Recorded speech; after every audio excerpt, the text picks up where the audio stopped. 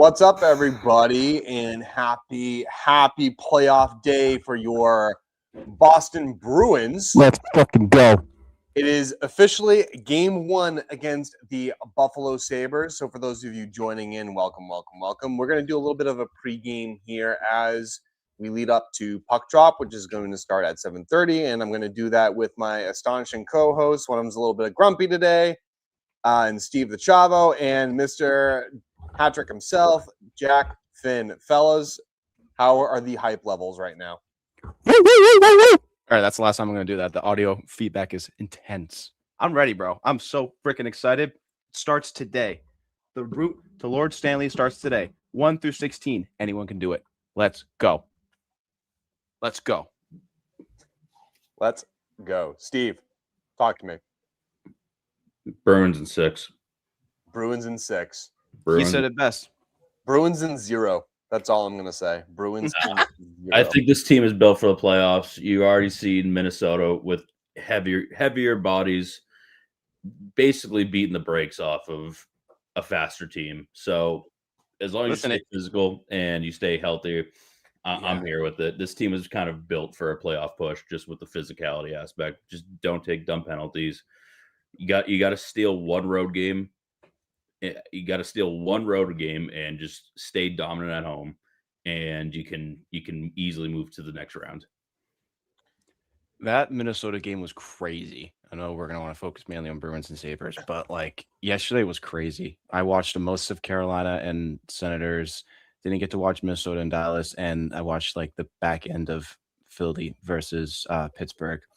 And yeah, what an exciting start. I mean, I think Dallas is gonna have a very big adjustment and response tomorrow, but I'm very interested to see how that is because they got the wheels beaten off of them. Like, wow. So it's best time of the year, man. And I see all the discourse online, all the noise, all the yap, all the Buffalo Sabres fans outside of their arena, like just losing it. And I love it, but like we are built. We are absolutely built for this. Like Steve said, I'm so you know what's excited. Funny, Jack? You bring up what the Sabres are saying. They couldn't all talk. It's all talk, but also I have never seen a like sports like radio host or any of the stuff that I sent you guys on what they're saying being more dead wrong, right? They're like talking all about all the stuff with the Bruins with their size and their heaviness, and it's like that the NHL tracks all this stuff, right? And yeah, by all of the averages, the Bruins are the heaviest and biggest team in the NHL this season. And I see everyone's justification for it. And it's we're not disproven. It's the facts are the facts. We are averaging 6'6" or whatever it is, 6'4", 6'5", and 215 pounds of heaviness. Like, no, I'm sorry. Like, oh, it's easily disproven. No, yeah, it's easily proven. You idiots. I understand that it's your first time being in the playoffs and being relevant in a decade and a half, but still. You guys wanted Boston. You be careful what you wish for because we match up very well against the Buffalo Sabres, and we've played them very well all season. So be careful what you wish for. Literally, Steve. Like, and everyone is saying, "Oh, they haven't lost since like," and they basically haven't lost since like in December when they turned it around. That was yesterday, baby. We're here now. The season renews again. Yes, this team pretty much went on a crazy win streak for the back end, and give them fair dues. But the amount of people just counting Boston out, not seeing the matchup, how well it is, and completely just not giving the Bruins a chance is crazy. I'm excited, man. Playoff hockey is the best. I think this was the best matchup the Bruins could have gotten. And so it's going to be great. It's going to be great. The best matchup to possibly go into round 2, if you really think about it. I mean, no one had the Bruins in the playoffs, and if you did, no. I think you're kind of posting that or saying that in hindsight. I mean, a lot of the reality is, not many pros had them in there except for themselves. Sturm even said it. That's what Sturm said. No one believed them and except them. Yeah, and the organization itself too. Like everybody, like obviously, you want support from the organization, you want support from your coach, you want support from each other. Nobody had the Bruins in the position that they were. And you could say like, oh, I had them fighting for a wild card spot. That's not the same as saying that they are going to be a playoff team. That's saying that they're going to be a bubble team.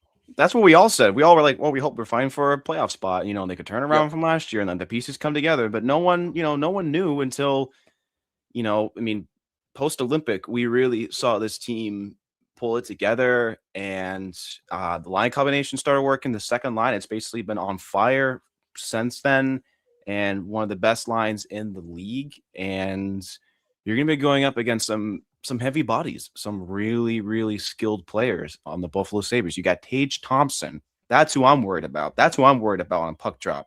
That dude getting the puck, and that dude walking in and testing sway. Alex Tuck, another proven player who has gone to the Stanley Cup final. He has his experience, and I know you've mentioned a few other, Cam, but they do have a good roster. And in a sense, I want to be as fair as possible. They are built for a good run as well. But I think just as a team, as like we said, to get in the first round, I'm very happy it's this one. And it's and good on Buffalo as well. Give them their fair dues before I start ripping them to shreds puck drop, because I'm going to be like, meh. But it's been 15 years, and I've seen videos already of all the fans lining up inside the arena, and those outside who didn't get a ticket. That place is going to be bumping. It's going to be a really good test for the Bruins on the start on the road. Look, you can give Buffalo a ton of credit. I will too, but I'm also going to say it's about time. 15 years is a long time. And in those 15 years, yes, they do have some players on that roster that have had some playoff experience, some deep playoff experience as well. You also have to imagine that team is also very green with what they're going to be going through today. No matter which goaltender that they go with, whether it's be UPL, Levi, or I can't remember their other option off the top of my head, but whether they pick one of those three goaltenders, they're going to have, some angst they're going to need to work through as they go here. And I think Boston has a lot of playoff experience on that roster as well. Victor Arvidsson being one, David Pastrnak, Charlie McAvoy, Elias Lindholm. There's a lot of playoff experience there in that lineup. So I think that gives Boston a huge advantage. Yeah. We've been here. Definitely mistaken that. So we've been here. I think Buffalo, congratulations to them. You're no longer the bag of suck that formerly was for having the longest playoff drought, I think, in all of sports. Now that belongs to the New York Jets. So I will give a ton of credit. That's crazy, the Jets. Yeah. Well, I mean, being a New England fan, you can't really be surprised. But no, in all seriousness, congratulations to the Buffalo Sabres. You've earned a lot to get here. I just think that, with Buffalo, I think that is a matchup with Boston that is a little bit more in Boston's favor. And I think hopefully game one sets the tone. Yeah, I wouldn't say it's in Boston's favor, to be fair, but I do think that this is the best possible matchup for the Bruins. It's I don't want to go against a Tampa Bay Lightning team, a Montreal Canadiens team in the first round, right? I think we've played Buffalo really well all season, and I think that I don't know what it is. I think we can beat them in 6 games. I think, again, even if you lose one game, game one, that's fine. It is what it is. You win game 2 and shift momentum back to you guys, and you're going home, which you've been stellar at home. You win games 2 and 3. Sure, you're expecting them to put up a fight in game 5 back home. Cool, they can win it. You come back home to Boston, stay dominant.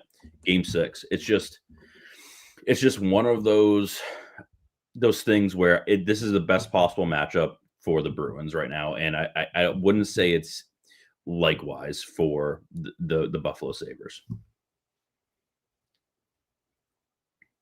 Yeah, I guess that's what I meant to say, that it's more in favor of Boston. When you talk about this matchup and its potential to go, I think this matchup definitely has the potential to go to about 7 games. Could go 6, but I don't think it's going to be any less than 6. I would be surprised if either of these teams get swept. I would be surprised if it's a gentleman's sweep. There's just a lot to look forward to. And if you look at all the advanced stats and advanced analytics between these two teams in comparison, they really are neck and neck. I mean, there's slight edges in certain areas, that you can definitely attribute these elements to, but definitely The edge on offense, I would give very slightly to Boston, very slightly, and the edge on defense, I'm going to give very slightly to Buffalo. But the edge in goaltender is going to Boston, and it's not. Unfortunately, it's not close.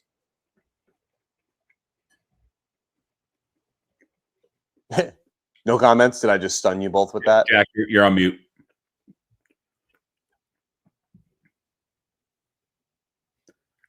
Oh, we're getting the silent treatment from Jack. No, I was on mute. Yeah, you got Swayman. He's proven goalie, Vezina Cowler this year. He's stepped up for you big in the playoffs before. He helped you steal a series against Toronto 2 years ago. Yeah, the guy's dialed in. He's ready to go. He's had his bounce back year, and I think he among the entire Bruins roster can't wait to get on the ice and just go for it, man.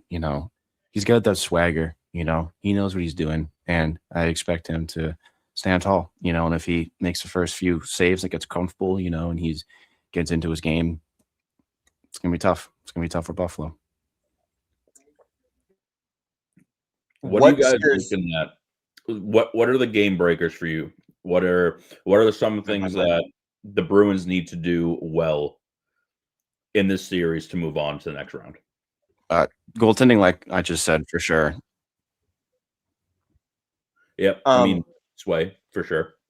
Minimizing turnovers, minimizing penalties. Buffalo's power play is not the greatest, but it's not something that you want to continuously put your team down a man on, especially in a high-intensity game in the playoffs. You really don't want to do that. So turnovers and discipline is going to be the defining factor for the Boston Bruins. At least from my end, Steve, would you agree? Partially. Number one thing is definitely discipline. Can't be taking stupid penalties in the playoffs. And I really need the Bruins to step up on the power play and score. Yeah. That piece is going to be the difficult one, Steve, for the Bruins stepping up on the power play, because Buffalo has a really good power play. Really good penalty kill, and the Bruins have a really good power play. So it's kind of like the tale of two cities here, where you're looking at Boston's penalty kill is not the greatest. But you look at Boston's power play, it's pretty decent. And then you look at Buffalo, and it's the exact opposite. So I think it's going to be interesting to see how special teams plays a factor. Mm-hmm. Yeah, I mean, Buffalo has the better PK by a mile.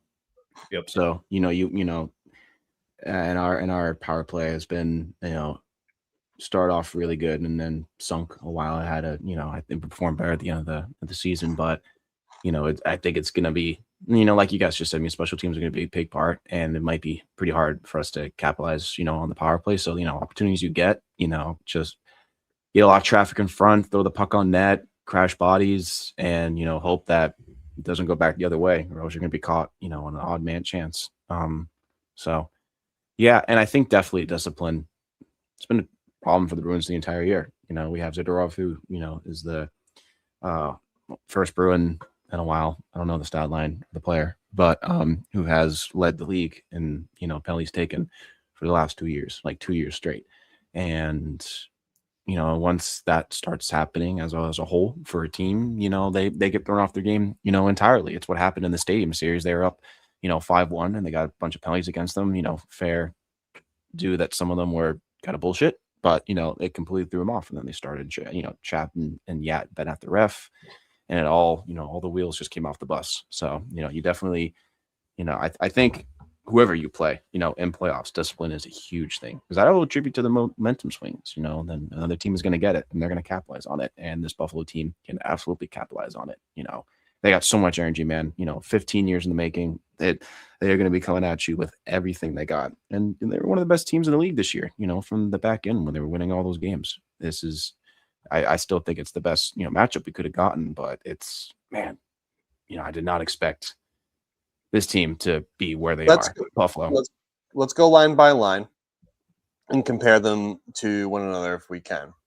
So if you think about it, right? Like, you mentioned, Jack, that, that first line of, Tuck, Tage, and I believe it's Peyton Krebs per daily faceoff. I can't remember exactly. Also, the lines that we're going to be going on by, ladies and gentlemen, are provided by Daily Faceoff, so they might be slightly inaccurate, but for the most part, they're normally pretty good.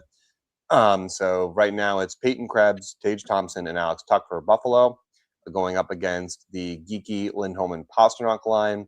Who do you guys think has the advantage there? Buffalo slightly.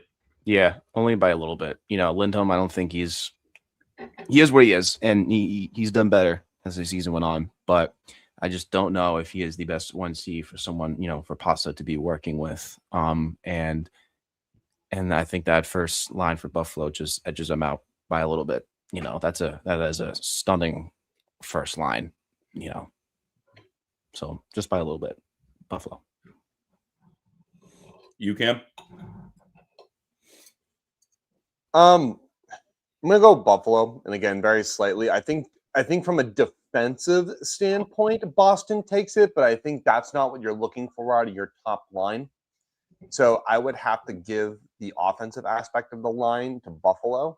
I'm not going to give Boston defensive points on that because of Elias Lindholm. I'm just going to go based off of offensive production. And I was just going to say Lindholm has not been the best defensively as well. He kind of lacks some urgency. He's got a really good face-off percentage, and I think winning those with those D-zone draws, that adds to that style. Sure, yeah. I'm just thinking about like kind of getting in there and getting nitty-gritty. Sometimes it's a little lackluster, but I do think they still can get some defensive points there, even though I know you said we're not counting them, but yeah, I'm not. Yeah, you need your stars to go up there and score goals. I agree. Yeah, which is what they're going to do. Yep. For the second line for Buffalo, it is Jason Zucker, Ryan McLeod, and Jack Quinn. Boston clears.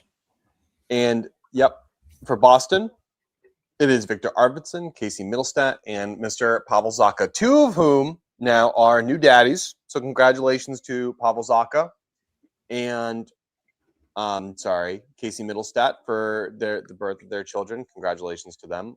They were right down the hall from each other. I know, that's crazy, right? That's crazy. That's actually really awesome. It's a really nice, cute little story as well, too, as you can imagine. I think it's pretty unanimous, guys. Boston clears. If you asked me in the beginning of the season, I would have said Buffalo, but I think this Bruins second line has definitely come out of the blue, so to say, and have been dominant. The third line of Zach Benson, Josh Norris, and Josh Doan against the kid line and James Higgins, Fraser Minton, Marat Husnudinov. I'm going to have to give that one to Buffalo because that kid line is unproven, but Zach Benson, Josh Norris, and Doan are really good players. So I think that's just a no-brainer for me, but I'm curious to hear what you guys have to think on it. Yeah, I think you can comfortably say Buffalo gets that, but if the kid line gets going and they can minimize defensive zone, just being in there, defensive zone time, they can match up well. We got a lot of speed on that line, and then they're young guns, and if we see Higgins how he played in Game 82, and he takes that and keeps firing on all missiles and skidding all over like a madman and just forechecking the hell out of you, he's going to make it hard to play against. But I think just like on experience and yeah, they would Buffalo. You would get it.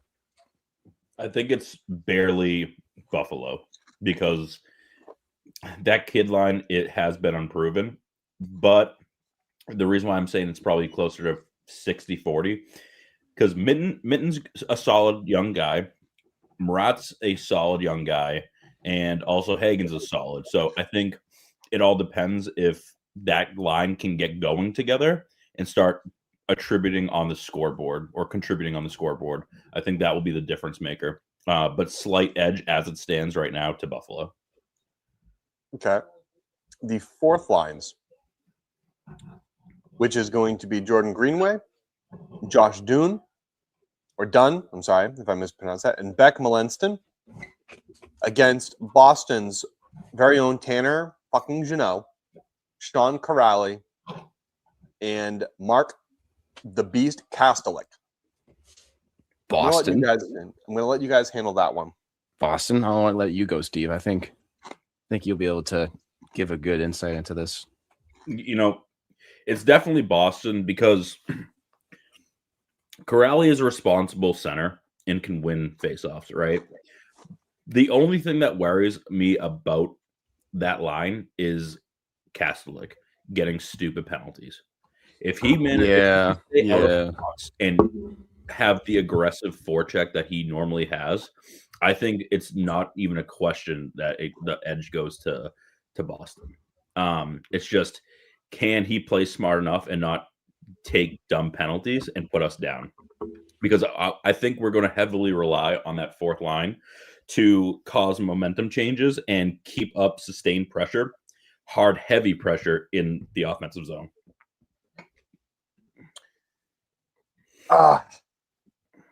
Boston.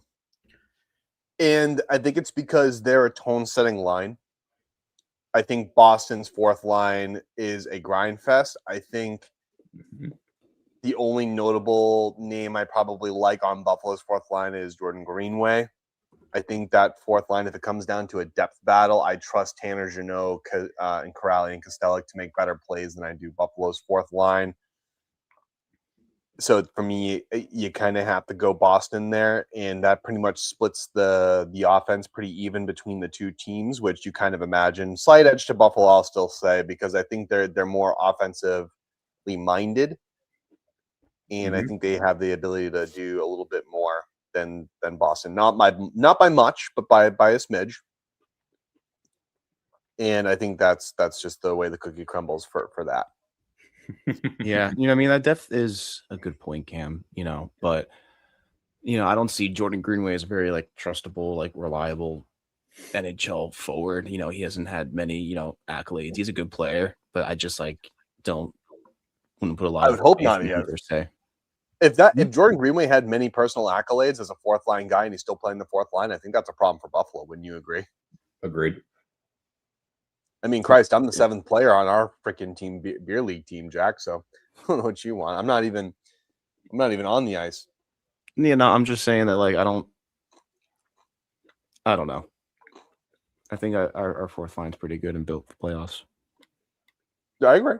I think it's better than Buffalo's. I think our fourth line is designed to be a playoff line with the Boston Bruins style of play.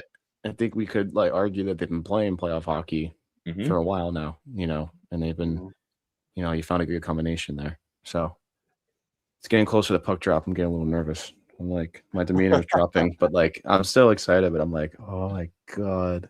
Well, before you get too nervous, Jack, let's go over the defensive pairings for each team, and then we'll decide who's better. Like I said, I think I initially got the overview. I gave an edge to Buffalo. Their first pairing of Rasmus Dahlin and Matthias Samuelsson against Jonathan Aspero, who has been quite a pleasant surprise for the Boston Bruins, and Charlie McAvoy. Excuse me if any of you heard me belch there in the mic. I apologize. I didn't. So if I did, I would have called it out. I would have called it out. Love the new system, dude. This is actually the stuff that when we were going to go to that game, we were talking about going to the alumni game and miking ourselves up. Yeah, I'm using those today. So yeah. I'm going pro. What do you guys think? Matthias Samuelsson and Rasmus Dahlin against Aspero and McAvoy. Who takes the cake?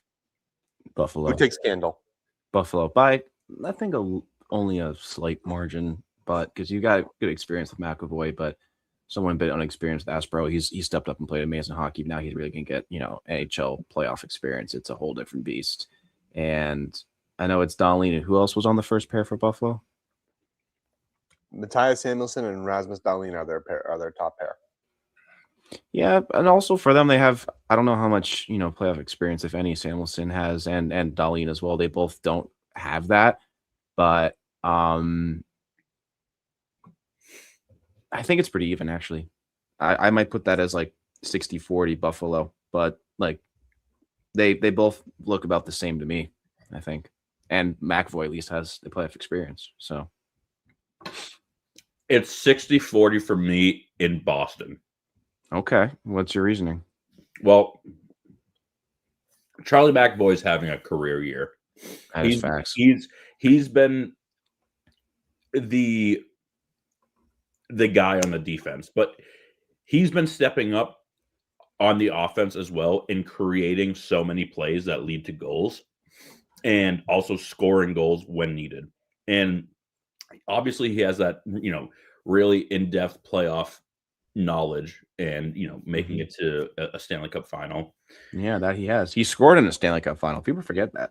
Exactly. And, he's just been stepping up all year. And I just think he's going to step up even more as the playoffs come around. And I think Aspero is a very responsible, if you ask me if he's going to be a number one defenseman on our team, I would probably say no. But he has stepped up, and his play with Charlie McAvoy has stepped up, and he's been pretty solid as of late. So I'm really confident. And the thing about Dahlin is, you put any competent defenseman with Dahlin, he's just going to make that guy look better. Yeah. That's the facts. He has kind of like that pasta effect where he's a first overall pick. He's a first overall pick. The guy I've watched his highlights, and he can move the puck, and he just makes everybody better out there. Yeah, absolutely. So he is the quintessential 1D. You know what I mean? Like he's the quintessential two-way defenseman that you like. He's not the Makar. He's not the Quinn Hughes that will get the offense. He's the guy that can do both, and I think that's what you would kind of look for. I don't know if but his offense is underrated though. Like if you see some of his highlights, man, like he's filthy. I'd agree he's not to the level of like Makar and Hughes. Like that's like superstar level, but I think if he does well in these playoffs and and he helps lead his team to more serious contending in the future and gets his personal accolades, then I think he can join that conversation. We might be able to have that one within a year or two, but and this is where he is to prove it.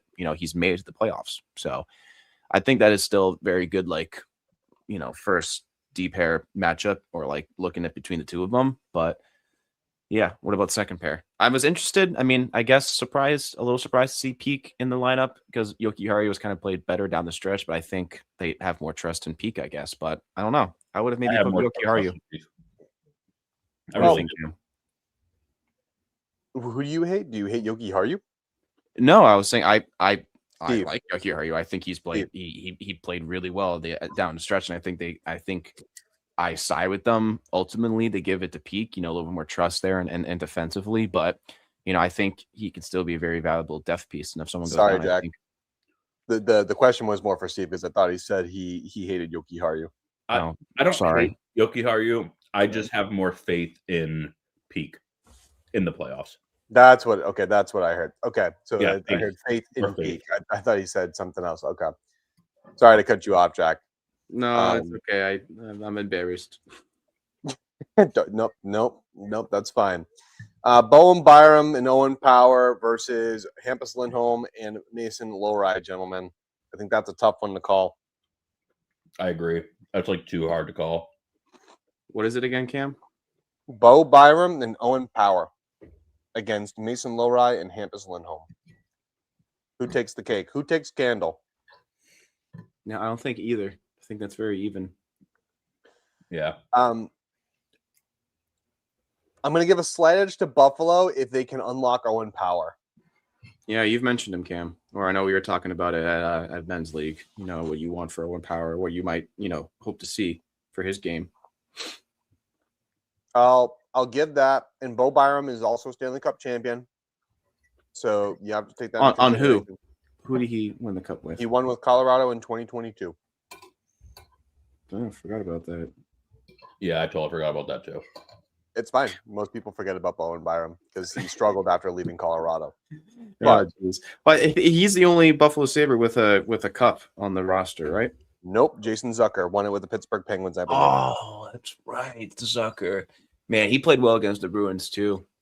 That's someone who I'm going to watch out for. He's a gamer, and he's performed well in the playoffs before, obviously, and has won a cup. I'd be worried about him. I know I said Tage Thompson. Obviously, that's your superstar, but like someone like Zucker too. He could get you. Mm-hmm. So, yeah. Yep. Very sneaky in the playoffs. Yeah, sneaky. You got to keep a lot of the players on Buffalo honest, guys. The final D pairings are Connor Timmins and Logan Stanley against Nikita Zadorov and Andrew Peak for Boston. Who takes candle? cricket. If Zadorov can stay out of the box, definitely Boston. Yep. I was going to say the same. I think we have yet to see playoff Zadorov in a Bruins uniform. I think we're all going to be very, very pleasantly surprised as long as he keeps it to a certain level. You can't have him start running people or get into the box or get penalty issues in the playoffs. That's bad. That is very bad. But I think that third line, our third D pair is gonna crush them. Yeah, I think that size is going to play an impact. Mm-hmm. Mm-hmm. I'm going to give that one to Boston. I think the top two pairs go to Buffalo. Excuse me, go to Buffalo for me, and I think the bottom pair goes to Boston because Zadorov is just massive. Yes, you get a guy like Logan Stanley who can scrap, but you also have Andrew Peak there who's not afraid. So I think that goes to Boston, and it's it's probably a little bit closer, but I give that slight edge to defense on Buffalo. Their defense is really good. Again, the X factor on defense for Buffalo has to be, if not Rasmus Dahlin, because I would say Dahlin and McAvoy will cancel each other out ideally. You're definitely looking at Owen Power. He needs to be or live up to the pick that he once was. Yeah, I couldn't agree more. I guess to make that argument fair too is we all know that Lori has offensive capabilities. So him stepping up and creating the plays and finishing plays is going to be pretty much needed on a consistent level at this point. Just having him step up, I think could even out some of the pairings with opposition. We need him to get going in the offensive zone. We've kept him around not for his defensive capabilities. I think we have a solid top line D pairing with defensive capabilities as well as offensive capabilities. And I think Lindholm kind of bails him out to have the ability to step up in the offensive zone. Definitely. Well, guys, before puck drop, one question looms, and it shouldn't be one I need to ask, but who do you think has the better goaltending, Boston or Buffalo? Boston. It has to be Boston. It's unanimous. I mean, it's pretty obvious, and anyone saying otherwise is a fool. Say it again, Steve. Sorry, I thought I heard you cut out. I said it's unanimous. It has to be Boston, and anyone who says otherwise is a fool. I got the monitor set up, boys. It's starting. Jack is extremely horny right now for the Boston Bruins. I mean, who isn't, baby? Playoffs. Let's go. Dude, I'm nervous. Like, you know what I am? Like, playoff hockey takes years off my life. You know what's funny? Before puck drop gets, because I'm gonna watch the Bruins. I'm gonna watch, I already watched the earlier game, the Avs game. I was watching the Habs game for a little bit before this. I don't know what the score is for that one right now, and then I'm going to be watching the Utah game too. So I started wear it with my Avs Makar jersey earlier today because I am also an Avs fan. I switched over to my Bruins jersey, and now after this, I'm going to have to go to my Clayton Keller jersey, man. I think LA hung in pretty well there game one. To only lose 2-1 the Avalanche in game one, I mean, that's I think you consider that a win. I think Colorado's still going to take that series in 5, but Kings will fight still. And Lightning and Montreal playing right now. It's a great matchup too. Tampa Montreal is 2-1 Tampa, and I think there's about 10 minutes left in the second period. I've been watching that game, and it's a pretty heavy, tough matchup there. Obviously it's going to be a great series because I have no doubts that goes 7 games. Definitely. I love that series in the sense where both those teams are going to kick the ever-living shit out of each other. And so if Buffalo plays lighter on their feet tonight against Boston or against the whole series, Boston can get some rest and not have to worry about busting up their bodies a little bit. So going into the next series, either one of Buffalo or Boston could get the benefit of, Tampa or Montreal being pretty banged up. Yep. Yeah, I think whoever comes out of that, we've said this, the Lightning Montreal series is going to be banged up, like seriously banged up. But I have a feeling Boston and Buffalo is going to get pretty heavy as well, and the team could take a lot of hits too. So I think both of those series, you have the potential to really take some hits, and it would be nice. Yeah, I mean, if it's it goes our way and we get a little extra rest, that'd be awesome. But listen, just gotta get the puck drop. We're almost there.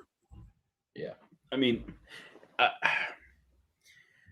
it's not to say that Buffalo is soft, but I do think they're also going to elevate their play and use their bodies more. I think that's just the natural occurrence in the entire, in the entire Stanley Cup playoffs, right? Is even the softer teams like in LA and in even Colorado, right? Like to me they're pretty soft teams, when it comes to physicality. They have a lot of talent and a lot of speed. But even still, they both stepped up and we're using their bodies a lot. And, it all depends on who wants it more, right? It always comes down to, man, they're playing the montage, doing like a pregame montage. It's like vintage. It looks like a film reel. That's one thing I'll say, Steve, about who wants it more. It goes especially for teams who are playing with house money. So for like the Boston Bruins, they weren't expected to be in the playoffs. You know what I mean? And you look at the Buffalo Sabres, they had to make the playoffs, but realistically, there was so much doubt in this team, especially with the way they changed coaches, where they changed GMs. It's so now that they're there, they prove that they can make it. So could Boston with this retooling roster. So now they're both playing with house money, and I think for them, it's going to be a hell of a lot more fun. I agree. But also, it comes down to, moving on. And I don't see any reason why. Like, to me, making the playoffs this year is a successful season, right? Obviously, we want to win a Stanley Cup, but that's the goal. That's the goal. But I think overall, it's going from how bad last year was to making the playoffs and getting an optimal matchup where you have the potential to make it to the second round, and then we can, figure it out from there. I think it's successful that, the Bruins did make it and get some playoff experience for that. I'm seeing online that they're called the Cub line now, not the Young Guns. But I like that, Bruin Cub line, Yeah, and I think it's very important especially to get, again, I think this series goes 6. So having that young core of guys coming up and getting a taste of what it's like to play in the playoffs is so useful for, next season if we need to retool again to, bolster our defense and bolster some more scoring out there, right? I think the future is bright for both of these franchises. And again, you're right, playing with house money is pretty good. Yeah. One thing I do want to mention too, and by the way, Steve, I agree with you. I just have to bring up, did you guys see the entry ticket prices for Buffalo, the cheapest ticket? Yeah, ridiculous. For Buffalo, yeah, it was insane. It was like $300, $400 for nosebleeds. Most expensive ticket in the NHL playoffs. I have to say right now, neither Boston or Buffalo is in Canada. Obvious. I know Buffalo is close to Canada, but they are playing the Canadian national anthem right now. Are they really? Yes. Yeah. I have it on mute so it doesn't reverberate back. That's crazy. I don't care. I'll say this, I don't care. No, I don't care either. I love Canada, but that's interesting. Whether they play the Canadian or American national anthems, to me, it's irrelevant. It causes too much controversy over nothing. True. And sue me all you want for hearing that. Let's be real. It's a sporting event in which half of these players or more than half of these players are not even from their respective countries. So take that for what you will, especially in a sport like hockey that's more multinational. Yeah, $440 for the cheapest ticket to get into Buffalo. And all I could say online was, calm down, Buffalo. It's round 1, game 1. I understand it's 15 years, but you want to fill the seats, which it looks like that they have. But, like, I wouldn't pay that. Not for game 1 of round 1. I don't know. There's something to be said for, like I watched a video earlier where, a guy was like, it's 2011. He's like, I'm graduating high school this year. The Buffalo Sabres are in the playoffs. I can't wait to watch the future of this team. And then it showed like every April until now. And it's like, yeah, it's been 15 years. My dad's getting old. I'd really like to watch a playoff game with my dad again. You know what I mean? It's like putting that in perspective where obviously these guys are going to, not guys, but these people who are the Sabres fans, the diehards out there. And I'll give credit where credit's due. Buffalo fans are a unique breed, right? They root for the Bills, who've historically not been good, and they've been cursed because they have to play the Patriots, and they're still jumping through tables and going all crazy and doing what they need to do. And they're loyal. They're loyal to a fault, and that's okay. And I think it's kind of predatory, in my opinion, of the ownership there, to do that to the fans. But these guys are going to pay, or these people are going to pay. Yeah, I definitely didn't agree with the pricing.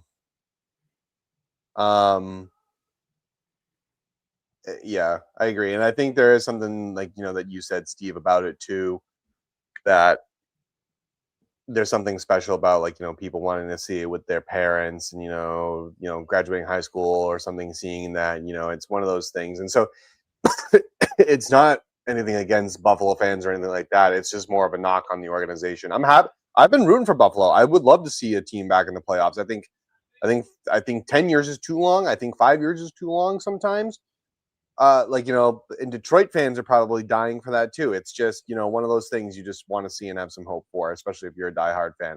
I agree with you that I think the scalping on those ticket prices is ridiculous. Yeah, predatory at least is a word I would use.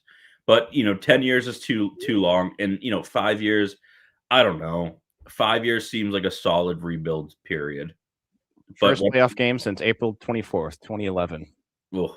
Oh, Boston could never. We could never deal with things like this. Yeah.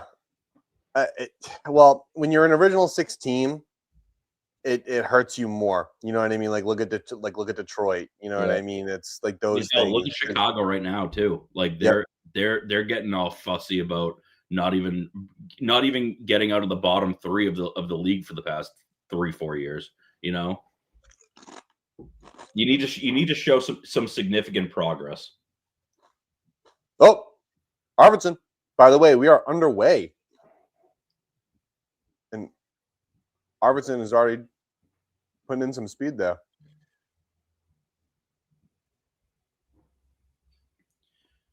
My input is going to be very limited. I'm going to be staring intently at my screen. I'll try and contribute, but I'm like.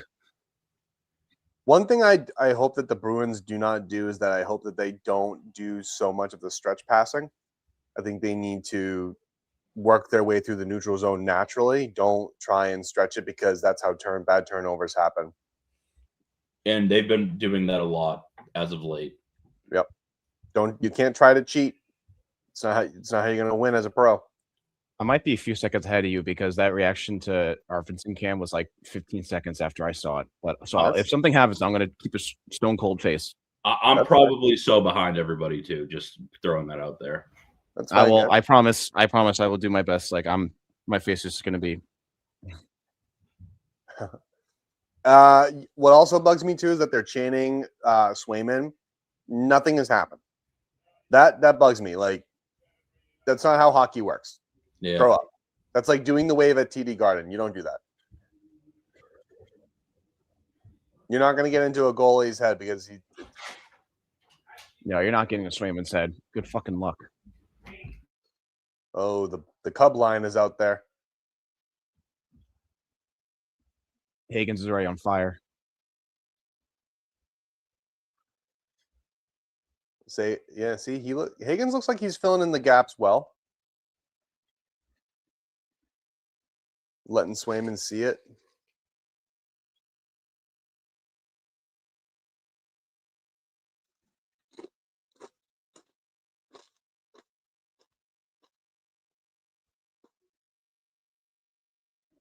Sturm looks locked in.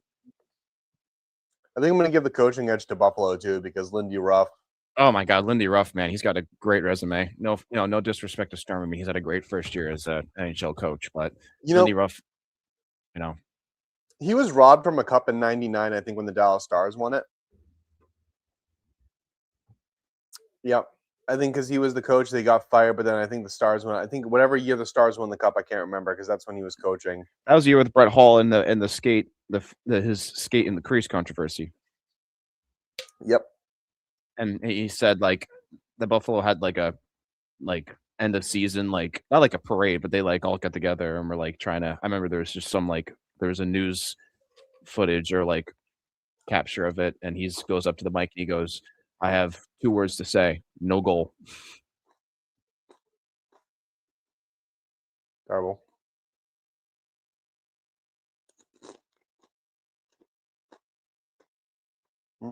First look at the fourth line. That arena is loud. They are packed to the brim. That's what I'm going to say, dude. Like, it's this game is probably the most important game in the series. Game 1 usually is, man. It sets the tone. If you can take Buffalo's hopes out, even though it's a 7-game series, you do it. And that's going to define a lot of this work right now. Oh, yeah. I think Boston knows that. And Boston needs the confidence that they can win on the road. I agree there. If the Bruins are to win, I've said it before, they need to steal at least 1 game away. That's just how it's going to have to be. They're not going to get home ice advantage at all. Like you can't bank on that as a wild card. 1. It's just you gotta just say, hey, we need to take one on the road and we can win at home. They're booing Middlestat, former Sabre. That doesn't surprise me. Yeah, it doesn't surprise me either. But at the same time, it's like they booed Jack Eichel too, but Stanley Cup champion. Yep. Oh. But it's really not the player's fault that the general manager of the organization just screwed him over. Of the organization is just that bad. Like they should not have gone this long without making the playoffs because there was so much talent on that team and they just traded away. It's just the thing with Eichel, though, was that he had something wrong with his back. He wanted a disc surgery, and Buffalo was so dead set against it, but he didn't want any other surgery because of the other risks associated. And they were basically forced to trade him. And with Casey Middlestat, it's just like, well, you also got rid of Sam Reinhart. So don't be mad at the players that left you. Be mad at the GM who got rid of those players. Every player that has gotten traded away from Buffalo has gone on to win Stanley Cups in recent memory. Colin Poso, Sam Reinhart, Jack Eichel. Yep. It's kind of crazy when you think about it, how atrocious the GM has been in Buffalo. Steve, which one? They went through 10 and 15 years. Actually, I think they went through more than that. I mean, that's also part of the problem, right? You need to get a guy in there and give him a few years to cook. Like that's just what it is. That's how you build a winning roster to at least show up in the dance. And then once you're in the dance, anything can happen. Yeah, until you trip on your large clods. I mean, fair, but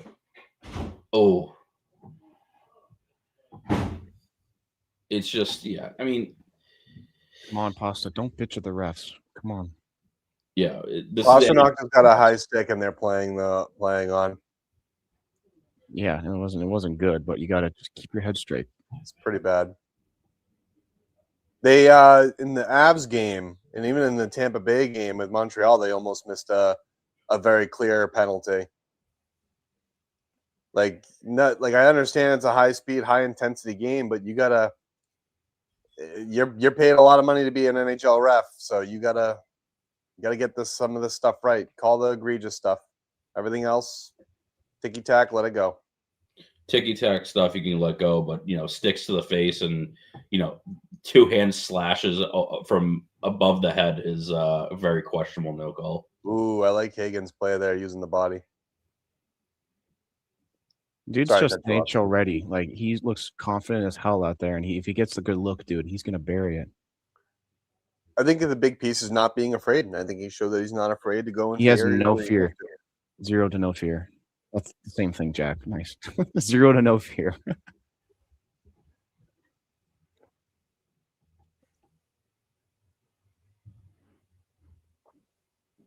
Big hit. Big boom.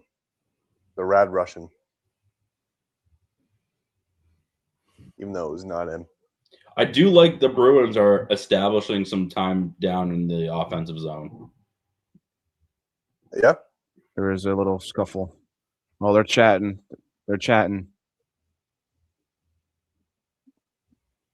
Prosnick looks pissed on the bench. I mean, yeah, he took a high stick after he pissed too.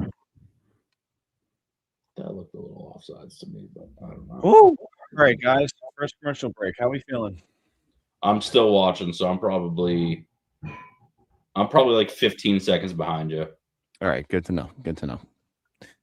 Nothing major. Yeah. Yeah. Both teams fighting for space. The ice gets so small and so much more condensed come playoff. You're fighting for space. The one little, error, mistake. I mean, my TV just decided to tell me to go fuck myself, apparently. Oof. Oh no, what it's doing. It's loading. Oh, it's blinking. That's not good. Home is currently unavailable. That's weird. I don't know what that means. Oh. That's so sad. An internal error has occurred. That's nice. Too many people. Too many people watching this. That's crazy. Maybe try and restart. No, it just came back on. Well, that's nice. Hey, that works. Damn, Nesson 360 screwing my TV. It's doing some funky shit. Very weird. So, all right, I'm back. All that slurping that you hear, Amos in the background. Amos, best boy. No, Jack, good question. I mean, I don't know. I think it's a good pace. I like what I see out of Boston. I like that they're not trying to cheat too much here. Yep. Oh, on the high stick. Oh my god. Yeah, never mind. Also, you can be pissed about that. I know you want to stay focused. You got to just go out the next shift. But God, that was bad. You think if there was blood, they would get the call? Yeah, I mean, all he has to do is go up to the ref, be like, just smile. Well, they almost missed it, and like I said, guys, they almost missed it in the Habs game. Like Braden Point got a stick right up high, and they said, "Oh, in the same play, there was interference." I'm like, "Well, I actually think this high stick came first, so you should correct that."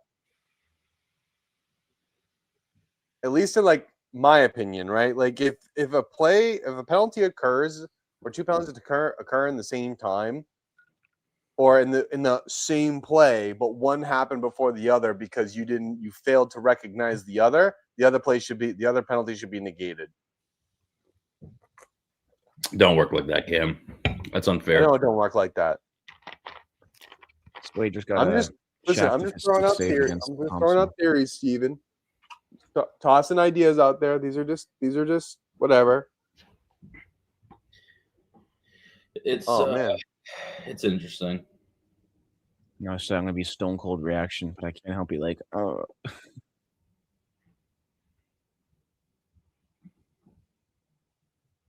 See, Jack, when you say that, it gets me worried. Something bad is gonna happen. Just don't say anything. Otherwise, I'm gonna ground you. I'm trying to minimize something bad happening, but I had to say that I'm making facial reactions when I said I wouldn't. So I'm gonna reel it in. Don't worry, Jack. I'm not watching you. Like, you I'm can not make other watching facial you. reactions you watch or you want.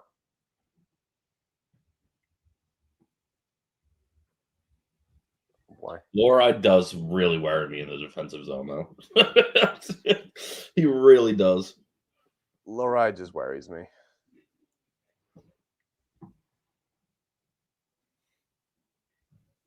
Zadorov for me is a guy that I hope reels it in and becomes a playoff guy we need him to be.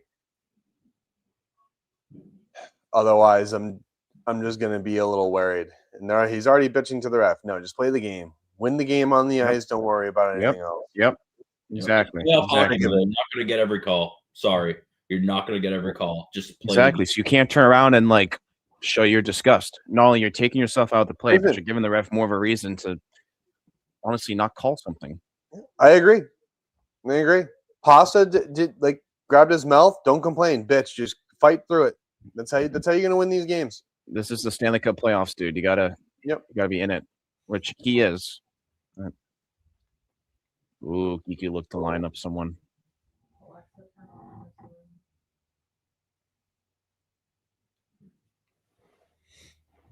Ooh.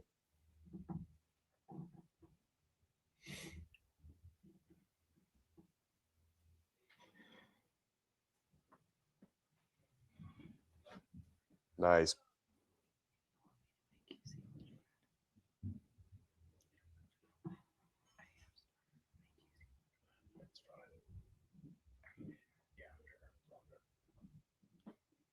Low shooting game right now, fellas.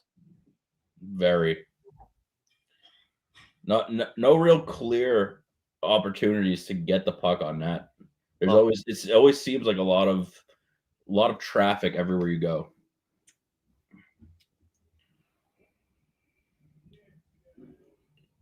Oh man. Oof. Oof. I mean, but they on the official score sheet, Buffalo's out shooting Boston 4-1, but Big save by Sway against Sucker. Yeah, that was huge. And then another follow-up save. There we go, Peak. That's why you're in the lineup right there. You defend the house. Steve is stuck back in like defend your. I'm so far behind you guys. I know. It's fine. Steve's back in 2023. Yeah, there you go, Peak. That's how you defend the house. Fuck, we lost to Florida. Yeah. Don't remind me. Why'd you have to say that, Cam? Legit. Buddy, they're not in the playoffs. It's fine. That's true. Fuck them. Fuck them. See the weird reaction that like Zadorov had. He was like, "Yeah, I don't agree with Marchand at all." Like he tried to make some point or whatever. But I mean, to be fair as well, yeah. I mean, you play to win, and you want it to mean something, and to get to make the playoffs. So yeah, you got to make the playoffs. I think that's Panthers trying to cope for the fact that they've missed the playoffs after 2 consecutive Stanley Cup. But, oh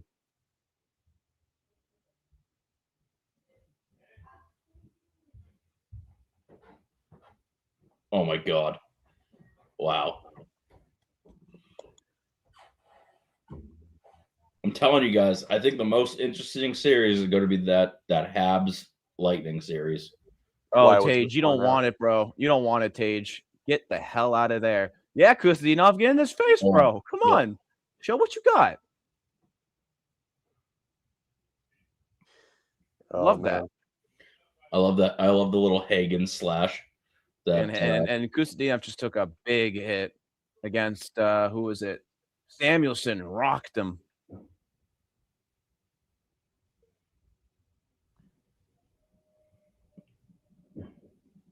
Nordy has joined the group chat. Welcome, Mr. Nordimus Prime. Habs game must be boring if he's here watching the Bruins. Here he comes with the. It's just intermission. Canadians Lightning tied 2-2, man. That's crazy. I think that Flyers Pittsburgh series really is going to shake up to be a good one. I know we were kind of having some discourse today in the group chat, but the Flyer, I think Pittsburgh just ends up taking it. Like, I'm not saying like the Flyers aren't going to challenge them, but I think that they're going to. I think they kind of surprised in game 1. Yeah, I think they just surprised Pittsburgh. They're not going to make that same mistake. I don't know, man. I think we need to give a little bit more credit to Philly. I hate Philly, and I do. I hate Philly, but they're just a hot team right now, and that's fine. Like Cam said, lava's going to cool. I hate Alex, so therefore I just hate the Flyers. Therefore, they cannot win. Well, I'd like them to not win, but how interesting would a Philly Carolina series be? Carolina would steamroll them, and it wouldn't even be funny. I don't think so. Oh, I think so. I don't think if you go watch like the way Carolina plays, just how they play, and then you go watch like the teams like Colorado. I would have said Dallas too, but Dallas got humbled. Like they got humbled. Yeah, they got the bags beat off of them. Like the wheels just fully came off. But Lindholm just took a big hit. That's nice. We're at a face-off. There we go. Campus Lindholm.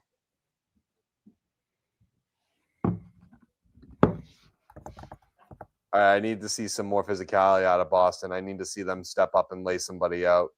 Agreed. You need some physicality. You can't be playing soft right now. They're winning the physicality right now. Launch somebody into the sun for no reason whatsoever, other than the fact that would get me super wet for Higgins. Yeah, it's a bad turnover right there.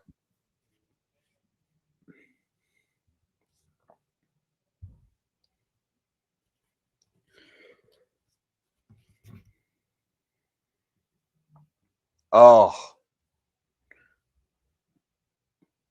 you gotta make something happen on that. It just left it in the middle, and then yep, yeah, you gotta use your feet there. You gotta be a little bit smarter. Oh, I love how Jack knows exactly what I'm talking about. Steve's just like, I'm still stuck in the first. Just kidding, Steve. Trust me, I know. Oh. Yeah. I was waiting for that. I kept my cool. I kept my cool there. Let's freaking go. Sorry, I couldn't. I'm so sorry, Steve. I couldn't. They moved the puck out. They got Buffalo on their heels. Great zone entry. Pasta with the shot. Block. Leaves it right out for Geeky, and he rips it. Let's go. Andre, I don't like Alex because he's the most. I'm legit like 20 seconds behind you guys. This is ridiculous.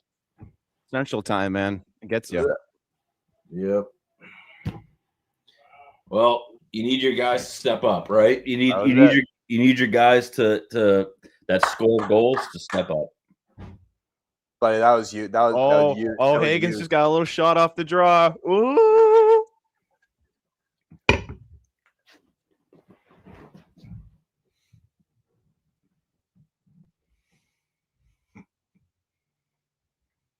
Oops. Oh man, let's go. They were getting loud. They were getting loud before that Buffalo goal as well. I mean, sorry, before the Bruins goal, Buffalo was getting loud. I mean, the fans were getting up on their feet and then just silenced them. Peep the Pooh Bear jersey in the crowd. Let's go.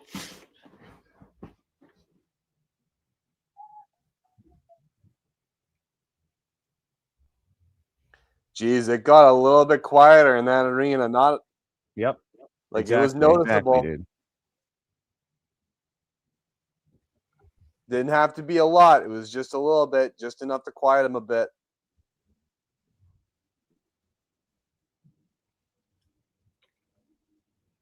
Great goal. Shots 4-3 in favor of Buffalo, but we got the goal.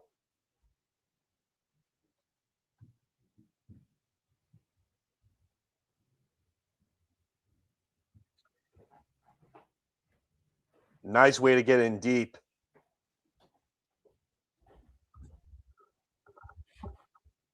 Pee-pee.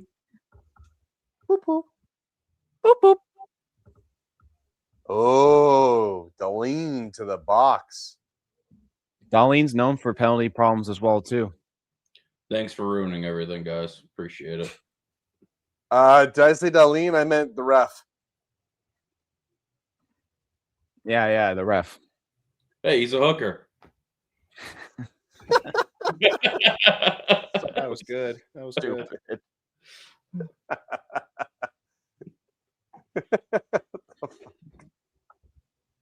Let's go. I have it on mute, and I just saw the whoop little pull. Oh my god! Hey, we have a chance to double the lead here. Oh, that's so funny. I don't know if I saw a hook though. Maybe a slash, but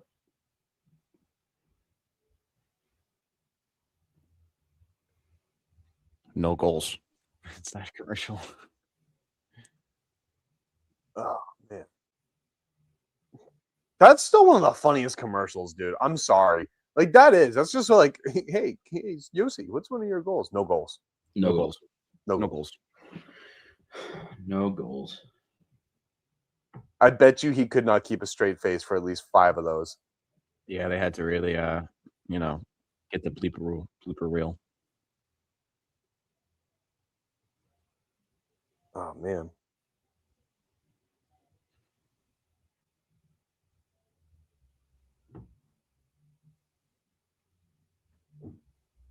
You know how we were talking about the Canadian national anthem being played? Dave Portnoy, of course, had to chime in. He goes, "Why are they playing the Canadian national anthem in Buffalo? Buffalo been out of the playoffs so long they forgot what country they live in." It's funny, but it's just stupid. Who cares? Like, why bitch? It's a good Keep chirp. your opinions to yourself, Dave Portnoy. You got enough on your plate. It's true. Dave Portnoy is kind of lost his mind a bit. Just a loser, man. Or just gives off loser behavior. Anyone want to message him to say stick to pizza reviews? Oh yeah, that was good. All right, Frankie. Shut up. What would you give this, Frankie? I go solid slice.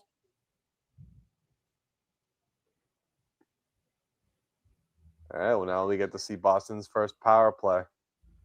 Higgins was getting reps on power play too, fellas. So I can't wait to see that. The 30 seconds or 40 seconds they're going to allow them. Oh, here we go. Drop the puck.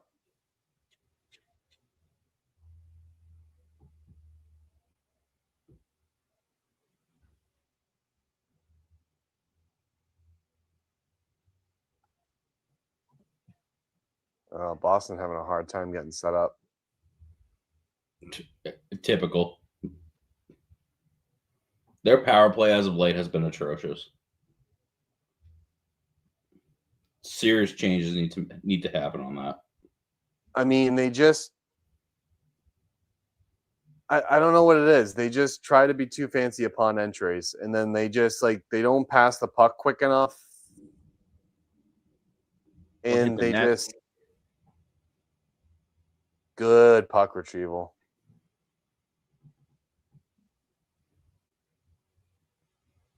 I don't know why this power play is giving me anxiety.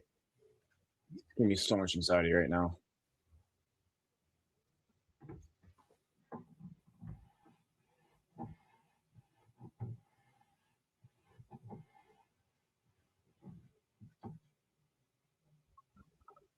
What the hell?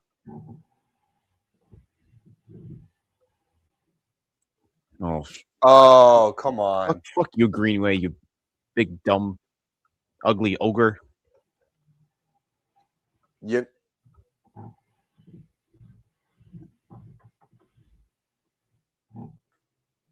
I don't know how the ref doesn't call the extra after that, after he basically checked him right into the bar and then checked him down again. Yo, what the? Sent him right into the crossbar, dude. That looked like it hurt. Yeah, that's on the numbers. Oh, God. Yeah, that's on the numbers. All right, Greenway, you're not going to touch the ice for probably the rest of the period. Yeah, I don't know how you don't call that. Yeah, that's egregious.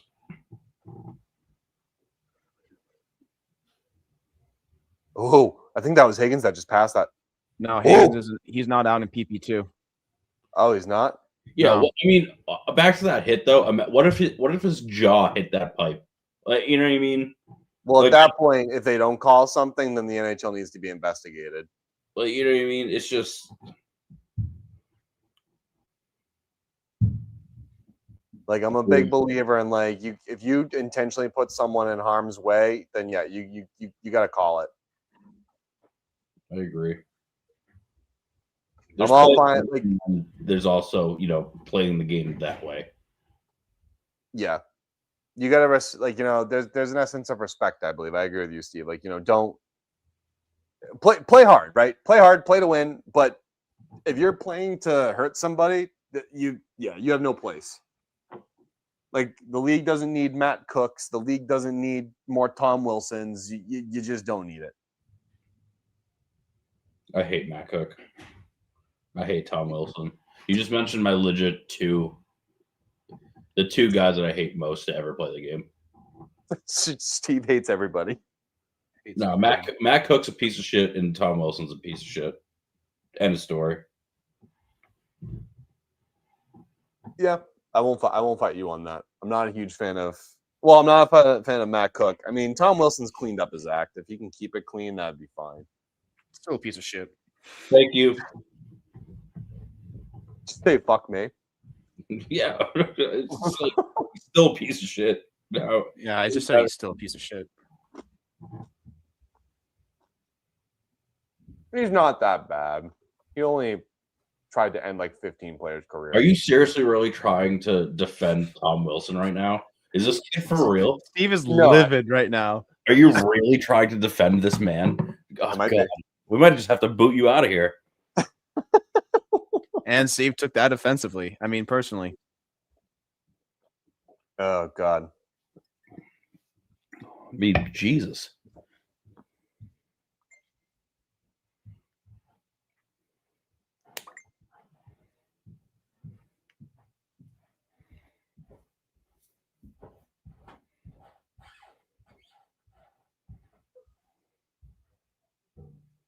You know what bugs me? It's when some people will also be like, "Oh, well, you know, no, these guys play hard. Like, don't be a pansy." It's just like, yeah, but dude, like, you want to know what? Like, no player is ever like after a whistle is blown is ever expected to get just plastered into a piece of metal. Yep. Like, there's a difference. Like especially if he doesn't think like he's gonna get hit. Like, why brace your body for it? Well, also, it's like, I hate to even like say it like this, but it's like, hey, would you like to get hit like that, or would you like to get one of your guys hit like that? No, that's not how we. That's a respect level of things, right? Where it's like, play hard, but I'm not going to put a guy in a hospital because he's on the other team. Oh.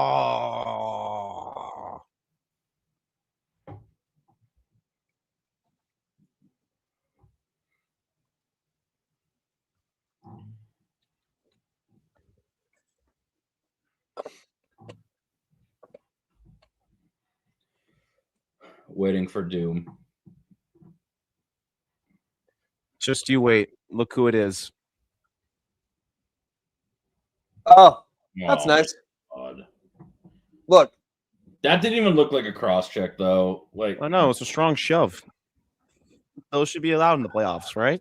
another penalty where Zadorov got called for being too strong. Yeah, I'm sure he doesn't like that one. Yeah, let's watch this again. Okay.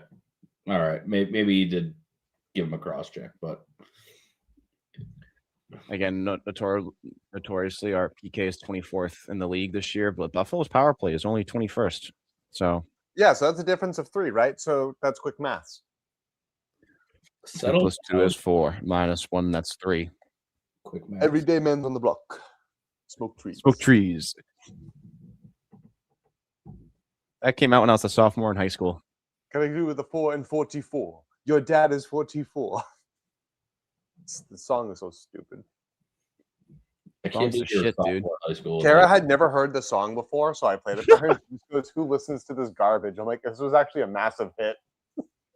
I'm like, it was a comedian that made it to make fun of middle. Like, current rap, and then it just turned out to be a big hit. Oh my! Woo! What a hit! Wow.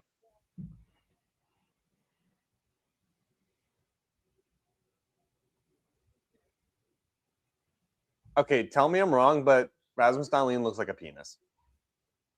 Wow. More so than what that what's that pretzel that they're selling now? The Buffalo Sabre. Oh, the Buffalo Dick. Oh, it's definitely the Buffalo Sabre. Trust me. Big Saber. The big saber. Huge. Bet you that one's gonna hurt going down.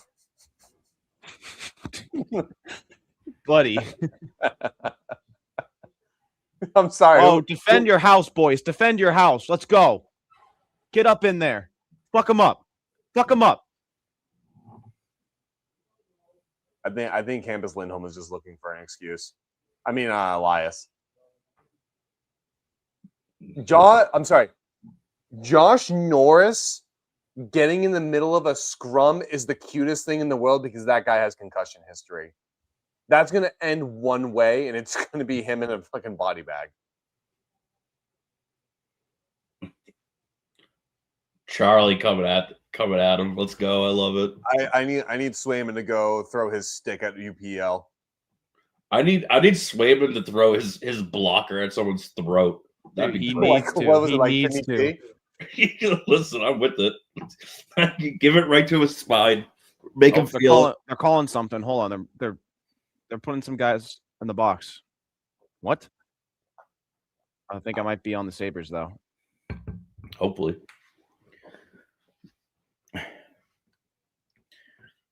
No. Oh no. Buffalo's just still on a power play. That's probably matching.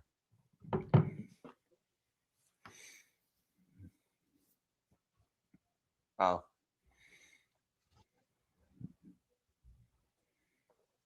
How are they going to determine if there was a goal in the play? They can never see the puck cross the net. I mean, the line. This is what I mean. This is why stupid people shouldn't be hockey fans. Like, I mean, he was immediately waving it off too. So yeah, call it fair, keep it even. Like, read the rule book. Might help you understand the game a little bit better. I don't think so. It might lead to more confusion. No, but seriously, I was watching the Avs game earlier. Like, it was a no goal call on. I think it was. I can't remember who was the potential scorer, but they waved it off, and it was because Chris Drury ran into Forsberg, and everyone's like booing. I'm just like, yo, no, like, come on, like, he went right into the goaltender. He did. He barreled in there. And like, oh no, because Doughty was skating backwards and Drury bumped off of Doughty's ass. That means Doughty initiate contract. Get the fuck out of here. Like, I don't have time for stupid. I don't know why the face-off was outside the defensive zone. What for this? What after the scrum? Lindholm just got turned around and he almost cost a goal. Yeah, I just saw the I just blew right by him. Ever since he got hit, I think in that series against Florida, or Carolina, he's never been the same. Yeah, remember how monster he was in 22-23? Well, I mean, to be fair, that whole team was a monster. Yeah, but you got to really be firing on all cylinders and be playing really good to get those points. But you did have a super team. You did have a super team.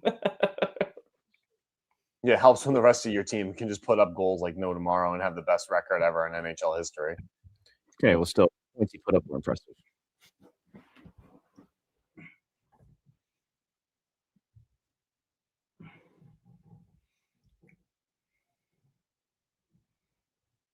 Oh, come on. Nice.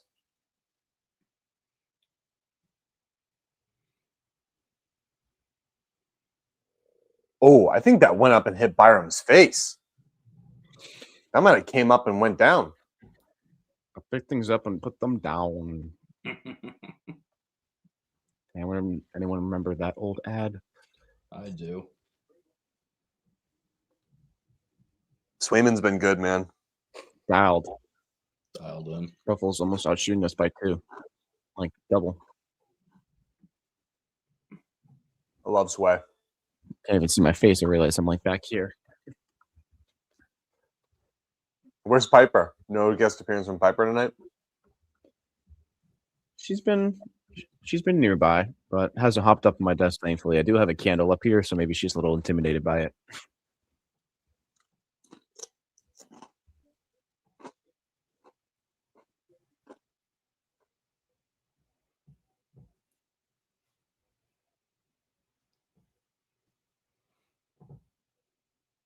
Yeah, we gotta defend the front of the net a little bit better. We need Swayman to be able to see everything.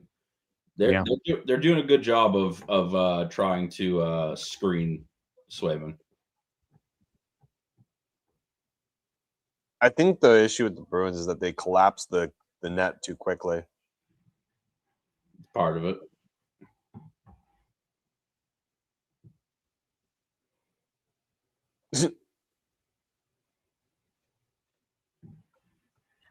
Come on, Laura. You're supposed to be good in the offensive zone. My God. Marginal. Marginal at best.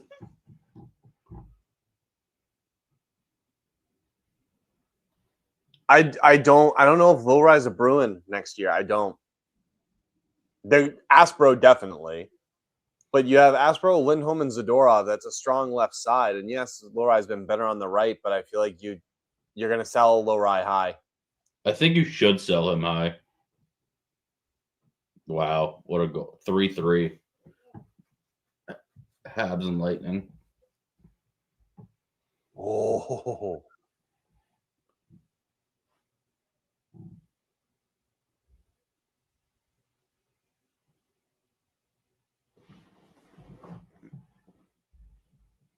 Have you noticed the way Higgins holds his stick? He holds it like in a little hook. That way, like, I haven't seen downward. I'll pay attention to it more. Like, look how he holds it with his free hand. It's always hooked down.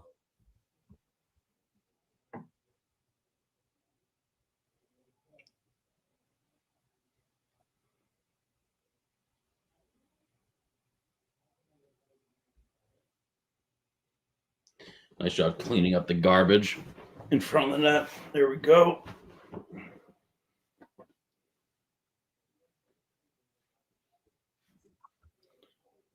All right, let's get a reset and get out of here. Come on now.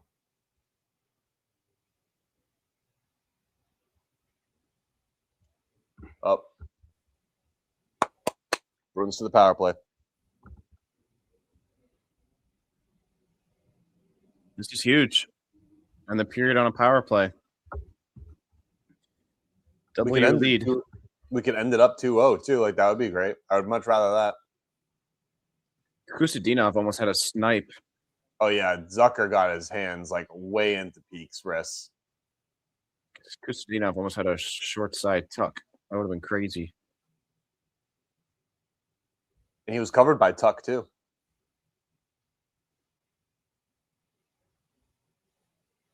He's a hooker too. So stupid. Fucking hate it. I hate him so much.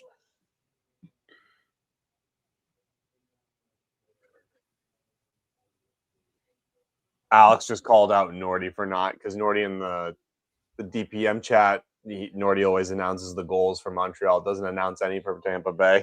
And Alex, after Tampa Bay tied it, goes, "What? No announcement?" In case you were wondering, we're all fucking assholes to each other. All right, this power play really needs to do something. It is doing something. It's killing clock.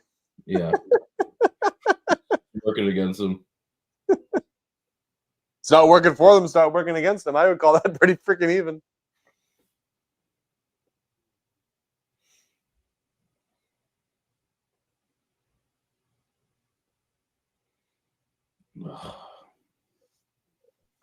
It's just so sloppy. I guess.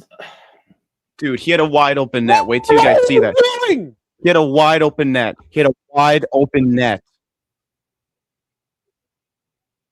Oh my God! Why did he not shoot that? Why did he not shoot that, dude? He had a wide open net.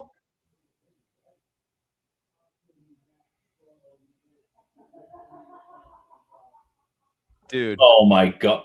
Why didn't he? Oh my God. Yeah, bro, that was brutal. That was brutal. He should have shot it right then and there. Catch and release. He didn't Oh my God. pick up, and the net was wide open until he got his eyes up, and then he just flubbed it. Someone's gonna show him that in the intermission. He's gonna be like, "My God, my God." Yeah, he's gonna be pissed. All right, I'll be back in a sec, boys. There might be some food for me downstairs, so I'll be back. Like, we got intermission at least, so. But overall, good first period. Glad Kiki got that tuck, but I'd like to see the Bruins be more physical. Yeah. And that was a tough one to flub at the end. I just don't know how you don't shoot that. Me either. I don't know how you don't put that away. Even off the pass across the crease, I don't know how you don't tuck that in. I mean, you want to know what though, Steve? That's kind of cool. Instead of the beer stick, they got the Sabres beer stick. That's kind of cool. I'm kind of down with that. Oh, what? Yeah, they said that they sold out of those. Like, people ordered them. Yeah. Yeah, I think that's pretty cool. Like, that's one thing I'll say. Be like, yeah, you want to know what? It's cheap marketing, but it's cool. Listen, I'm right there for it. Didn't you cry about the Zameth and me wanting a Zam Yogi? Well, that's a Zamboni. That's for beer, brother. That's different. Sorry.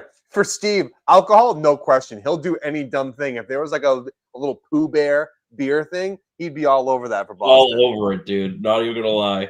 If there was like some sort of like stand-up grizzly like growling, oh yeah, I'm all about it. I mean, when I went to the Bruins Chicago game, they sell the beer hockey stick. I bought one. Yeah, no, honestly, little stuff like that, it's a cool souvenir. It is. And you buy a tall boy and refill it. There you go. Yeah. I will say it's kind of a pain in the ass to drink out of, especially in tight seating.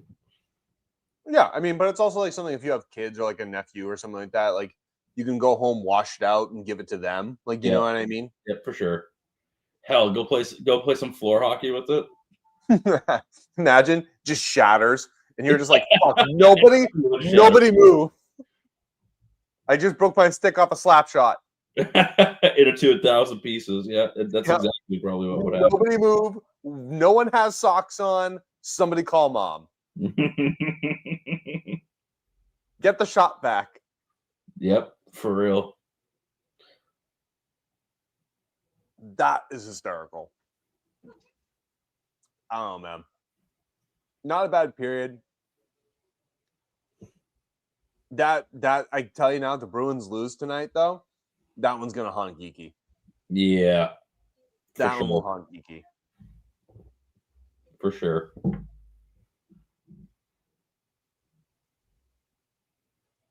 don't think the Bruins have been that physical this period. I don't either.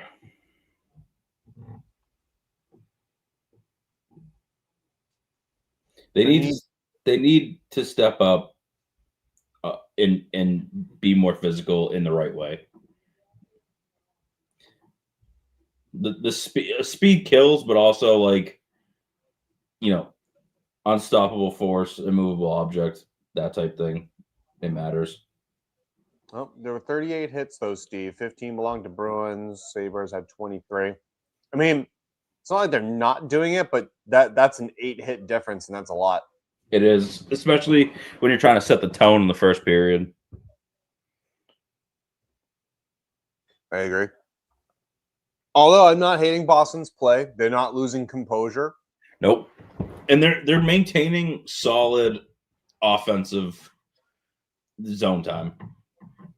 I still think it's cute when Josh Norris acts tough. I really don't think that Josh Norris as a Buffalo Sabre can really – I mean, the guy's just injury prone. Like, you flick his nose and then he dies.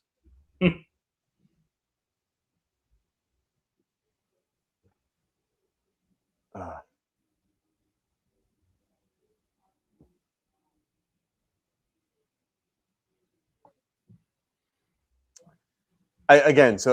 feel like if they always need more offense or try to squeak it out, Steve, you know what I think they could always do? They could always elevate Husnudinov and put Geeky on that third line with Hagens and Minton. I think they could. That's the one mix-up that they can always try to get it going. I don't hate that. I don't hate that, but I don't know. I wonder if you got to think, if you look at this goal, do you like that's a fluttering shot? Do you think UPL needs to have that? Because I don't know if I want to put that on him. Because like, if you look at it, Geeky didn't get a lot on that shot, so it was like a knuckle puck kind of thing. That's kind of like, go ebb and flowing there, and I don't know if I want to put that one on UPL because it seemed like he tracked it, but like, what are you gonna do? No, I mean it comes down to it. For me, what it comes down to is kind of you track the puck, but it can bounce off your stick weird, and you might not have the feel for it or the touch for it.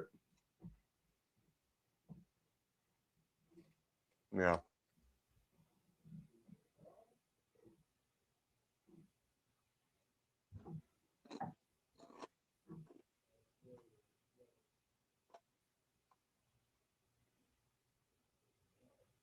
Swayman's been good though. Yes, he has. He's been locked in.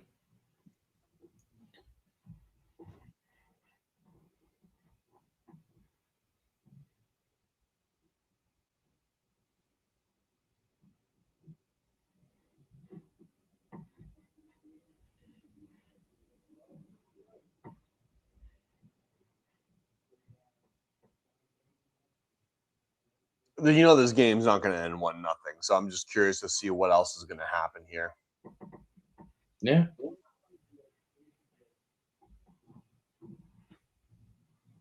And the Bruins will still have a power play going in. Yeah, I still can't believe. Well, I guess Stanley's stick was right there. Maybe that's why he didn't shoot it, but it felt like he had all the time in the world until Stanley got there to get it. You know what I mean? Yep.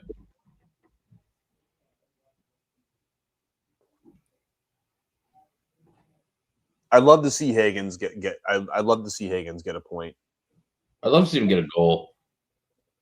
Well, it's going to be electric because he's going to. If Hagens gets one goal, I think you're going to open the floodgates with him because you're going to get confidence. I think you see a lot of passing out of him right now, but you could easily get him to, once you get him shooting. Yeah. I think once he finally breaks the seal a little bit, so to say. Oh, I know what you're talking about, breaking the seal. Oh yeah. I think that does well. I think that does well for him. Yeah, I think I agree with you there, and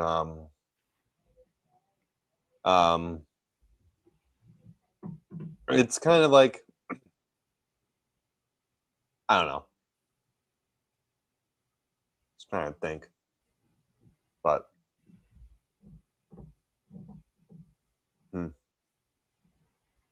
sorry, I'm like fumbling over my own words. Yeah, I agree. Basically.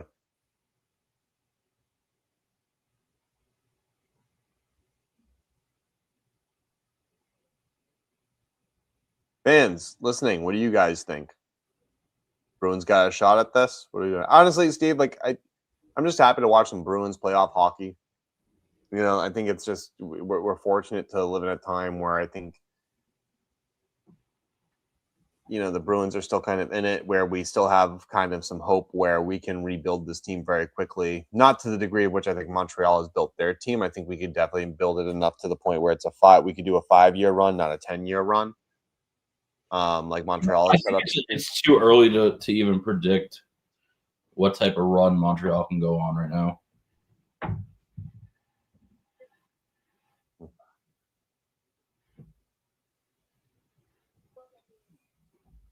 True. But no, I would say Montreal could easily go go, I don't know. Montreal could easily make a 10-year run, especially with I'm talking about the youth of their roster, right? Like if you look at that roster, dude, and if you look at the way Kent Hughes has built up that whole thing, they're going to be built to be good for another like 8 to 10 years. You know what I mean? Because all of their players are under contract till 2030, and by then, like the cap has gone up crazy amounts, and so tons of credit to Montreal. Like even as a Bruins fan, I'm going to say like give them credit where credit's due, right? You gotta respect that. You gotta respect the game, and I just hope Boston, because Geeky's 27, Middlestat 26. Again, I also don't think Middlestat's going to be here. I don't think he's a long-term solution, and if he is, it's going to be third line left wing. Zaka's 28, Pasternak's 29. Like you could get 8 years out of this team if you do this correctly. Yeah. But again, do you have the confidence in Don Sweeney to get that done? As of right now, my confidence in him is actually growing. I still don't like the fact that he stood pat at the deadline, but I'm going to give him a little bit of credit. I still think you could have got a right D. That's my issue with it. Is you could have got the right D, and you could have shored up some confidence in the defense. I am back. I'm going to mute for a second and my screen off so you don't just see me devouring food. But shout out Mr. Finn for the tacos and rice. Hell yeah. Tacos and rice, baby. Oh my God. That was crazy. Oh, a moment, fellas. I'll be right back.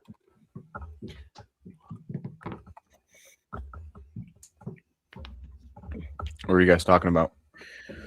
Just a shot, casual stuff. Nothing serious, man. Yeah.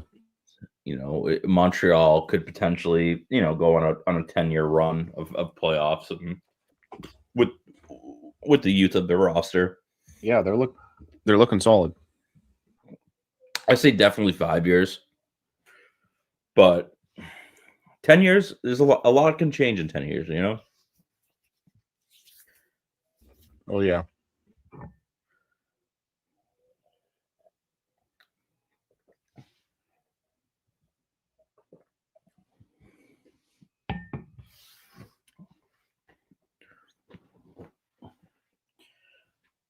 A lot can change in 10 years.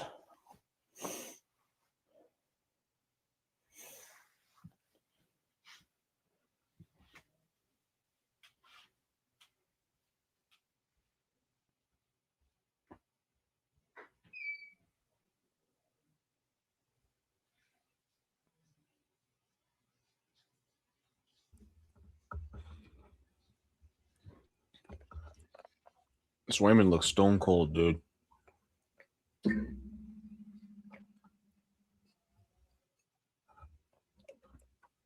I think he gave you exactly what you wanted for opening period of the first round. Say that again, Jack. I said Swayman gave you exactly what you wanted for your opening period of the first round for you guys. Like he was like stone cold Austin. He was dynamite for sure.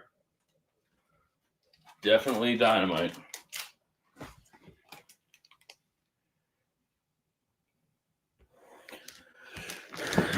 Oh, man.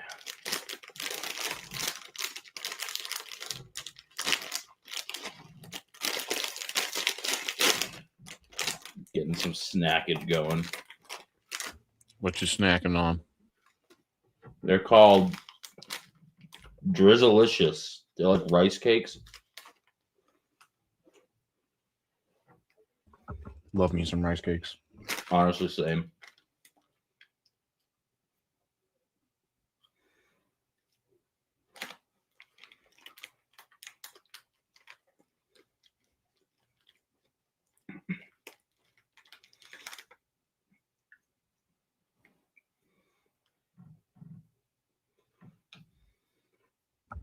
I am making such a mess right now. But to be fair, that's what you're supposed to do with tacos. You're supposed to be messy. Hey, I'm with you. Or you gobble down 2 bites. So there's no mess. Yeah, Shove it all in. Ugh.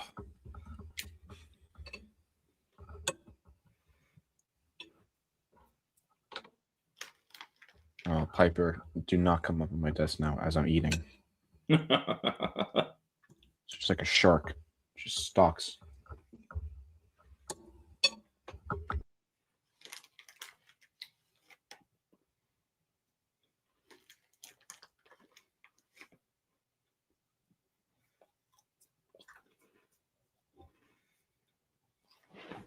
Got about 3 minutes.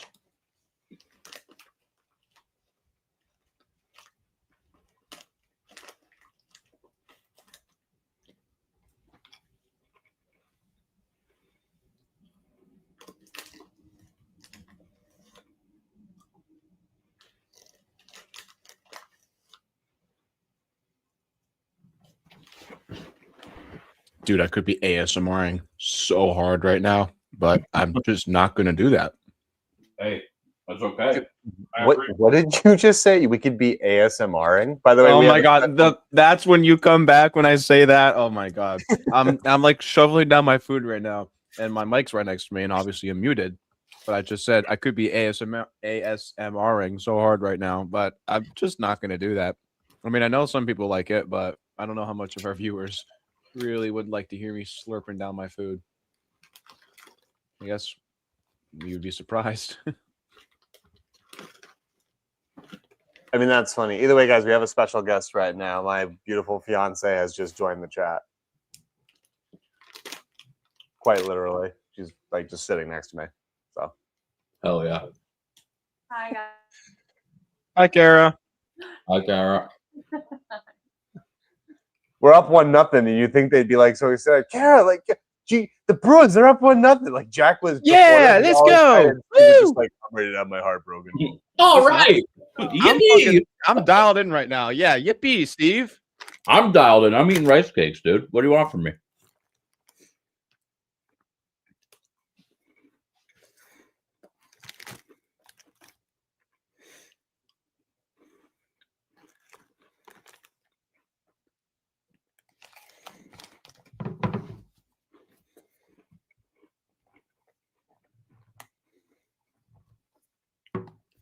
All right, guys, not third period, second period about to start. What do we think? You got to expect Buffalo to come fighting out a little bit more. But also, you got to have, if you're the Bruins, you got to have adjustments made right now. Yeah, definitely adjustments on Sabres' end. They're going to come at you with everything they got. Stay out of the box, stay disciplined. Don't miss on another wide open fucking net and win game one.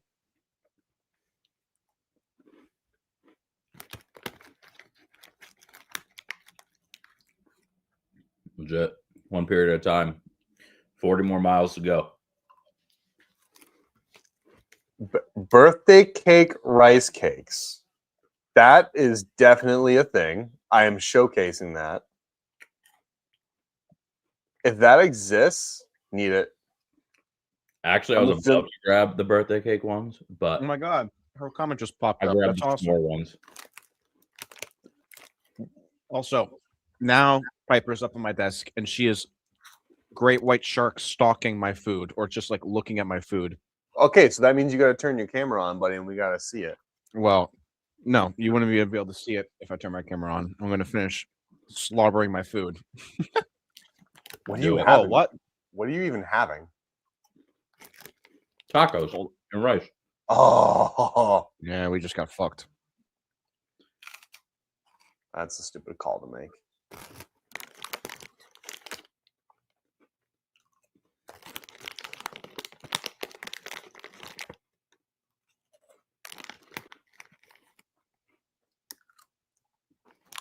Yeah, there it is. Wow.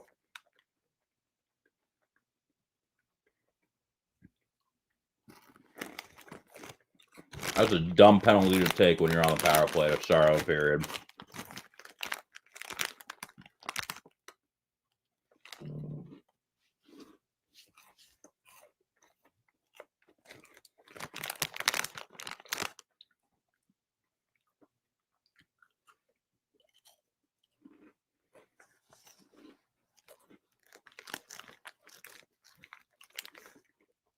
You could have at least slammed his head against the glass a little bit. I don't know. You're going to take a penalty like that. You might as well take him out.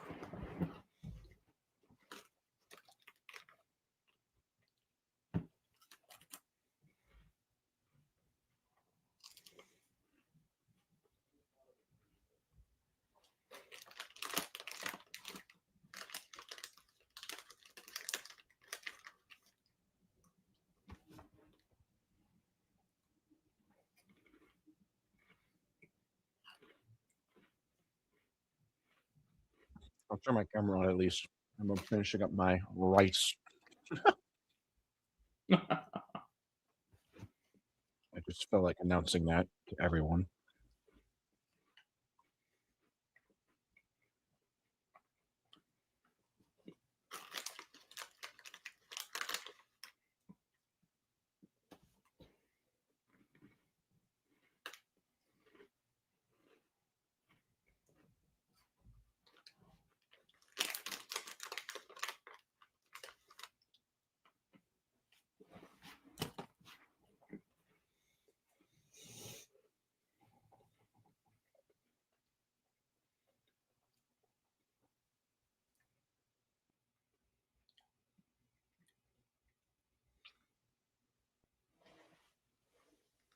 There we go.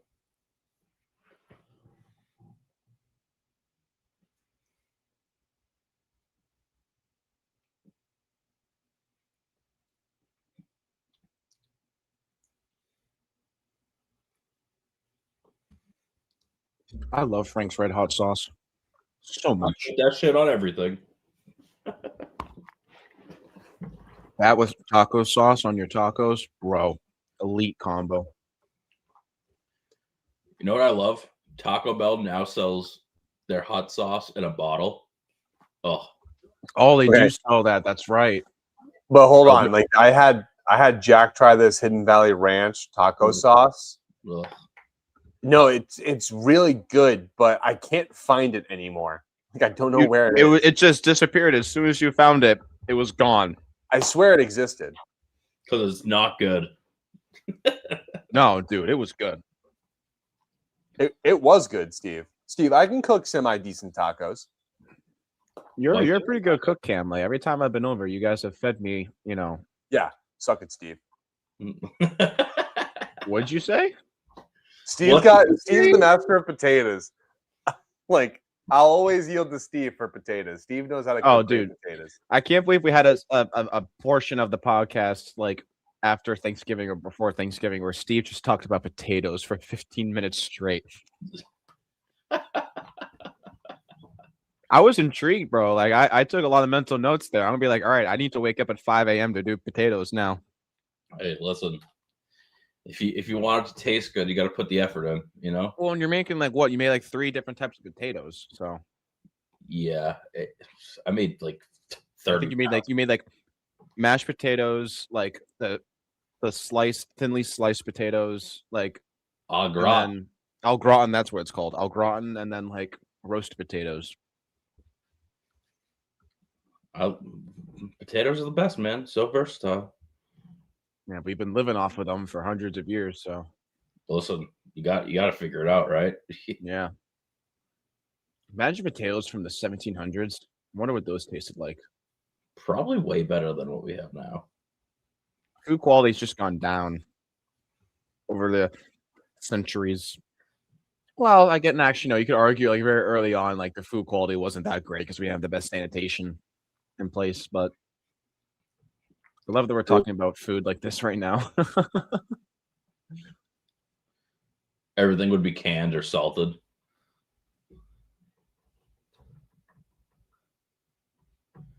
All right, they killed off the penalty. Thank God. Swayman is so dialed.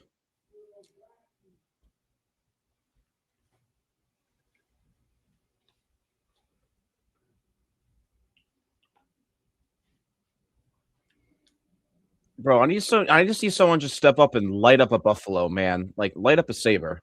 Yeah, someone needs to lay Someone needs to lay someone out, dude. I said, light up a buffalo. Light up a saber. Light up a buffalo saber. Okay. Oh, Pasta couldn't put that away. God. Dude, I know. Pasta got stuck there.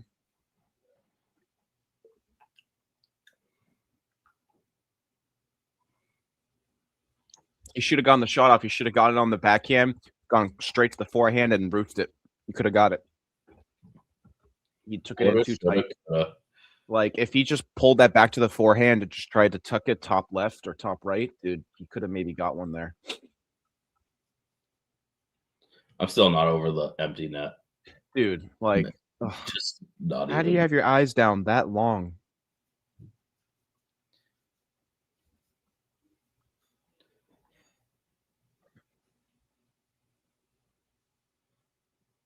Oh, too many moves, Pasta. Too many. Mel, you got to get a shot off quicker there. You could have got one. There's no time for a triple D, Charlie. God. Come on, Hagens.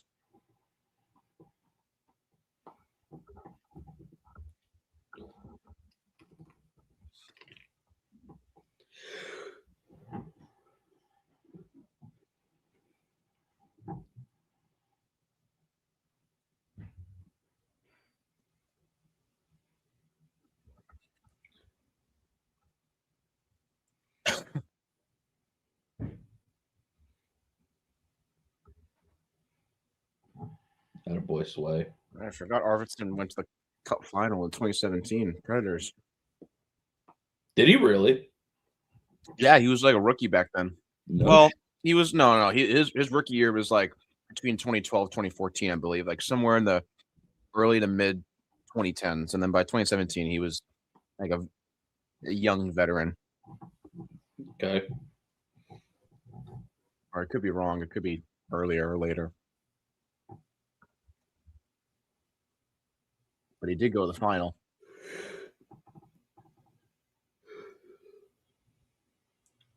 Oh my God. Oh my God, dude.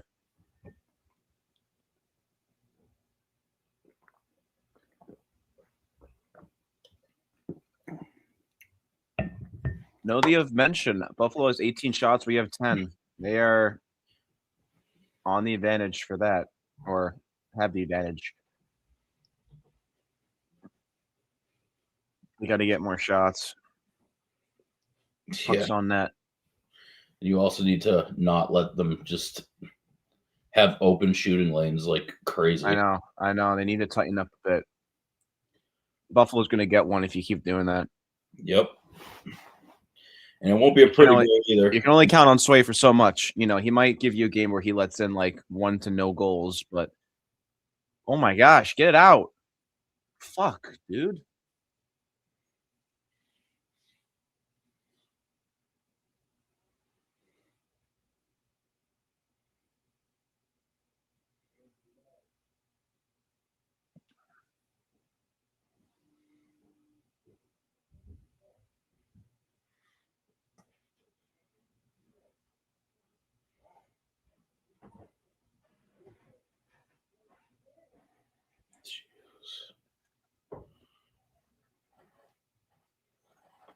Get it out.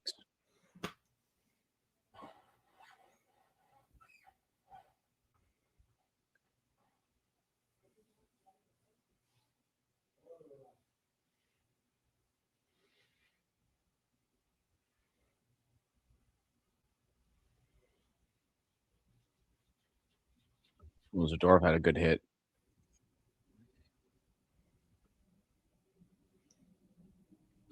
Dude, when are you going to learn chanting Swayman is not going to do anything? You guys haven't scored. Why are you chanting Swayman? Just makes you look dumb. For real. It's annoying, dude. You got to give them some forgiveness. It's the first time in the playoffs in 15 years. Yeah, dude. Like Swayman now. I'd be surprised if Swayman lets in a goal the rest of this game. I mean, while he's playing, you gotta tighten up. You gotta get the puck down in your end, and I mean their end, and just get to work. But Swayman is so dialed right now. No chance is gonna get in his head, dude. He's built for this. You know, he went through last year, went through the hardships. Yeah, he went through the Boston crowd. Yeah, if you can handle the Boston crowd, dude, you're not. A crowd that hasn't been in the playoffs for 15 years and is trying to act all tough. Dude, get out of here. It's not going to work. It's literally not going to work, Steve.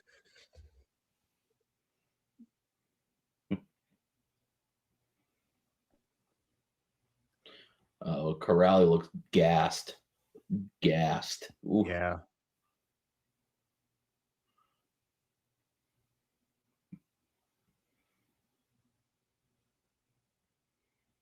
Throw him out of the circle.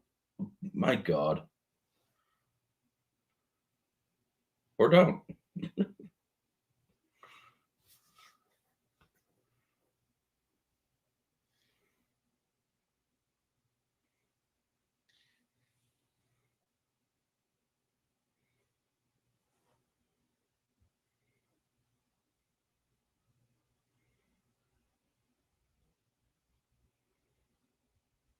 Crowd's pissing me off, dude. You guys ain't shit. Just wait till you get to TD Garden, bro. For real. We're going to eat you alive. Attaboy, David. Attaboy. There you go. Oh.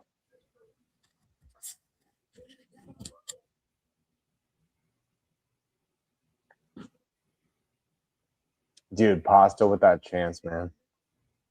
I know, dude. He got too many moves. Too many moves, and he got stuffed.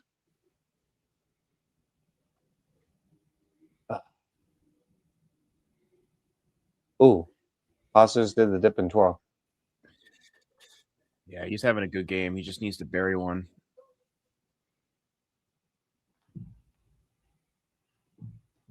Ooh, Hit him, Habs Pete. OT.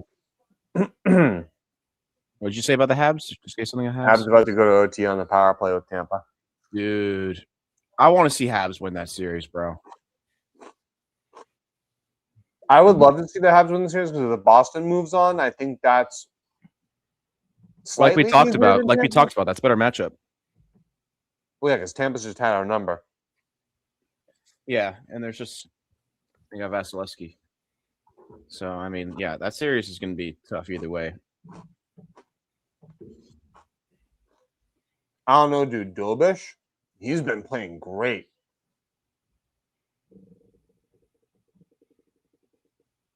He might be starting for the he might be fighting for the starter job over Jacob Fowler if Jacob Fowler can't outperform him.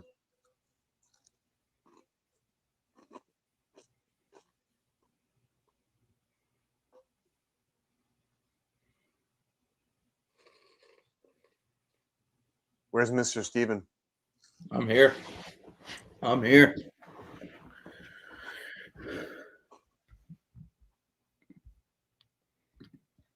Now you see me. Wait. Now you don't. Yeah, for real.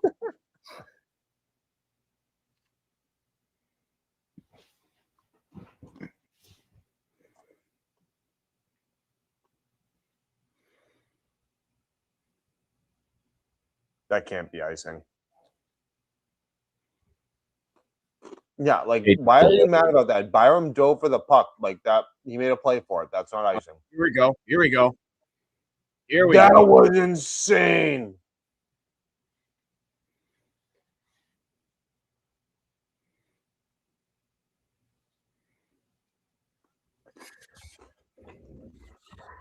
I'll be back for you. Just going to bring my dishes downstairs. And I need to feed Piper because it looks like she wants to eat me now. Ooh.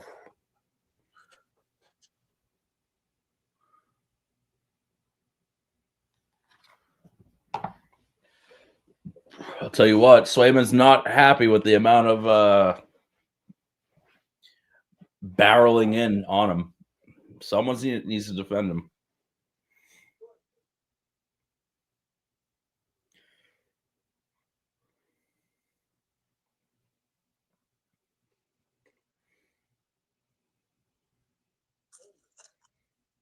What are you snacking on over there? Me? Yeah, you. I got some Cape Cod chips. Okay. Well, hey man, it's a good snack. Hey, I'm with you. You probably got the reduced salt one. Whatever they sell at Costco, buddy. I think it's the reduced fat. Dude, I don't know. It's whatever they sell at Costco, dude. Costco's like the shit. Costco is the shit. I go plenty times a week. I was there today. I know. I saw your Snapchat. It was hilarious. Bright and early. Executive membership. There you go. No lines.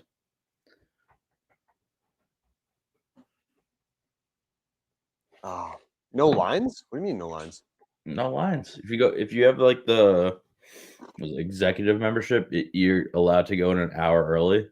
So from 9 to 10. Oh, yeah. So that's the best time to go. I can't, dude. Because they have the self-checkout where ours is. Like, we can just go. We go there. You know what's funny? Every time I see the self-checkout, the line is way longer than any of like the other lines.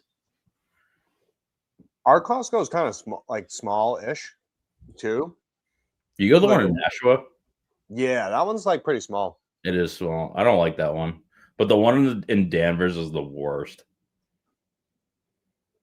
It's just the parking, like everything. It's on Route 1. It's too big. Like, it's big, but the problem is just like everyone goes there. Yep. And you get so much bang for your buck. Oh, come on. We need that.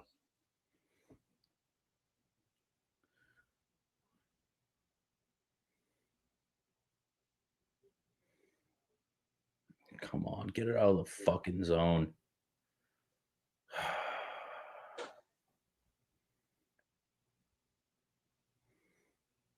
Oh, come on. Oh. That's two for pasta, man, that he's got to have.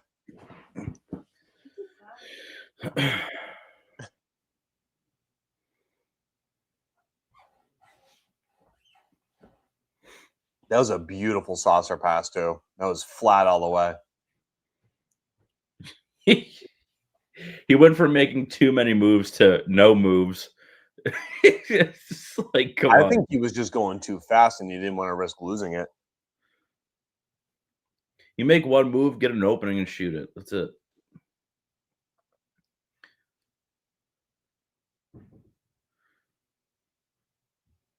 Oh.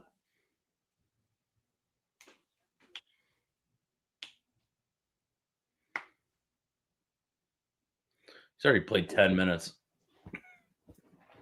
He's played half the time. He's played what? He's played 10 minutes. Pasternak? Yeah. You expect that, though, from like your first line stars. You know, there's still 10 minutes left in the second, and that means you've already played half the game. But your stars gotta play. And David Well, Pasternak by the end of the finishing a second, he breakaway? would have played 15 minutes. Yeah, so he'll play half. He'll probably end up playing like 24 minutes. I wouldn't be surprised if he plays 30. What a weird bounce off of that. Whew, sway. Can somebody fuck Zucker up? Like, don't let him near you. Like, don't let him near Swayman. Dude, he's just chatting. Like, fuck him up, dude.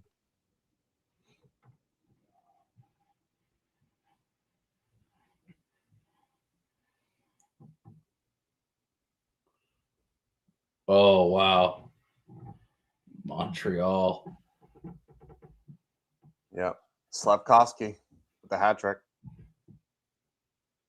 It's game one, though. Like, the Tampa series, Montreal, I'm not putting too much stock in game one. The Ottawa game, no, I'm putting a little stock into it. The Philadelphia game, not putting any stock in that for game one. What was it? A 3-2 win. Not putting any stock into that. Minnesota though, I'm watching game two for sure. I'm watching game two as well. I didn't see it, so I want to see game two now. If Minnesota does similar to what they did to Dallas yesterday, Dallas that is series is over. I think out of all this playoff series, this one and probably Edmonton Ducks are like where I think game ones are going to matter. If Ducks manage to steal game one, look out. I But I mean, I think they're going Edmonton's to gonna because keep it. Tristan Jarry is fucking Swiss cheese. Dude, literally. Swiss cheese. He is, dude. Like, tell me that Tristan Jarry is not Swiss cheese. He is. Like, they traded shit for shit. Yeah. And I would actually argue Stuart Skinner with what he's done for Pittsburgh has been better, and Pittsburgh's an older team. Yep.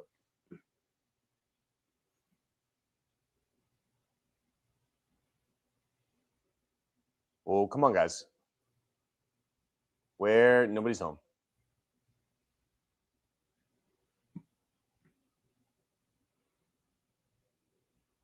Listen, I can be a Bruins fan, and I can also be a fan of the sport. Acknowledge, like, because like I think Montreal. Like, do I hate them as a Bruins fan? Yes, but do I like it when both Montreal and Boston are competitive? Yes, you got to be. Because eventually, they're going to meet up in the playoffs. Yep. And then that's just going to be a grind fest, and that's going to be the most heartbreaking series ever. Like, if we lose to Buffalo, am I going to care? No, not as much as I would if it was against Montreal. Not as much as I would if it was against Florida. Or Tampa Bay, for that matter. I just I hate losing to the teams. I'm just so sick of it. Honestly, this year I wouldn't even be upset if we lost to Montreal because they're a good team. I would be pretty upset. I would be upset just being a in-your-face Bruins fan of like hating to lose to Montreal because I hate Montreal. But if they beat us or they go to the second round, like they might make a run, dude. Yeah. Well, I think what Steve is saying is like there's a difference. Like you can be hateful because like you can hate the team because you're a fan of their biggest rival, but you can also acknowledge like from the sport itself perspective, like you can acknowledge like that's a good team. It is. They're really good. They are a good team. It's then you have the Mammoth versus the Golden Knights in round one. That's such a weird matchup. Honestly, I'm putting no stock in the Golden Knights. Yeah. I think Utah's been playing pretty well, and I think Utah can just sneak their way into the second round. Bro, Vegas has 17 loser points. I'm putting no stock in Vegas because of Carter Hart. I hope the kid gets absolutely obliterated this playoffs. And I know we talked about it, Steve and Jack. I know your feelings on it, but my thoughts are mine and my own. I just want nothing more than to see Carter Hart fail. Yeah, I wouldn't hate it. He has been playing. I think he finished the season like 11-3-3 or something. I heard that somewhere. So he's turned it around. But I think Utah's sneakily good. They have some sneaky good depth. You got Clayton Keller, dude. That guy's a gamer, bro. Clayton Keller. Yep, he's no joke. He's no joke. And that's why I'm putting stock into Utah because they're sneaky. They're sneaky defense. They're sneaky depth team, and they have some talent there. And I think it would be hilarious that they fired Bruce Cassidy to bring in John Tortorella to get bounced in the first round. They haven't lost a regulation with Tortorella. It's going to happen at some point. Crazy. And apparently, he pulled Mitch aside because Mitch, heard about all the online discourse and was being sent stuff because his family security, for some reason, doesn't know yet to stay out of it because it's a professional sports league and talk happens. You can't show him everything. But, Tortorella pulled him aside and was like, listen, I know you've heard things and, you've seen what's online. They had, a very good coach-player talk, I think. And it looks like so far, they've gone along together pretty well. But they have him at center, which I think it's a service to Marner. Put him at right wing, an elite right winger, one of the most elite right wingers in the league, even though he's a pussy. And we're going down on a penalty. Yeah. What do we get? Oh, Peak. Come on. I mean, yeah, he got the free hand around. No, I don't think it's a great call either way. It's just,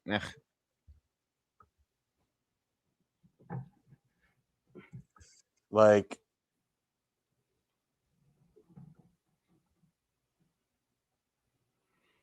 it's annoying. What can you do? Oh, what did you do, dude? Bro, get it out. Jesus. Zeus.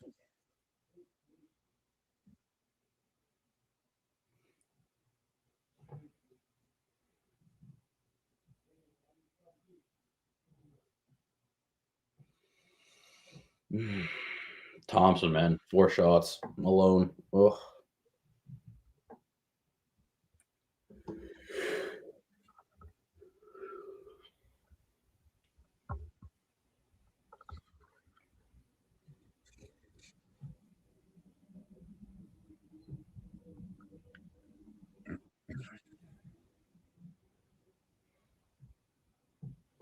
Good clear, McAvoy.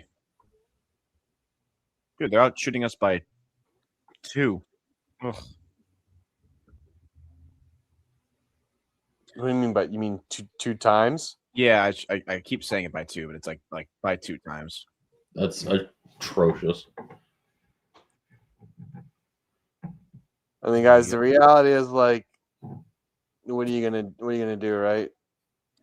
Yeah, no, I mean, I don't hate how they're playing. It's very even matched. I would like to see more shots, but you know, like so far, I'm happy. You know, they've weathered the storm, and Swayman also has just played freaking unbelievable.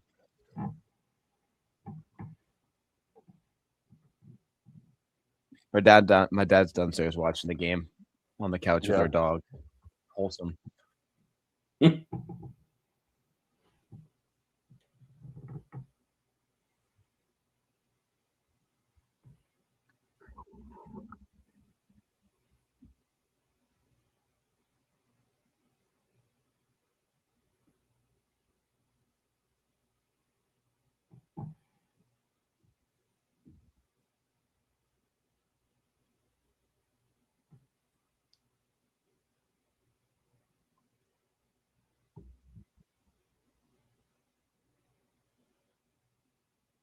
We don't deserve Swayman, man.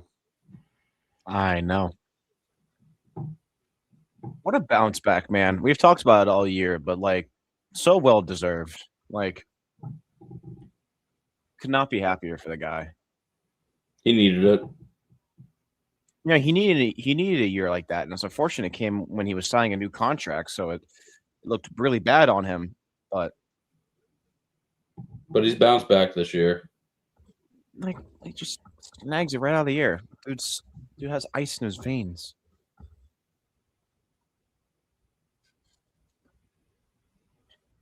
Yeah, I like our fourth line matchup with them a lot.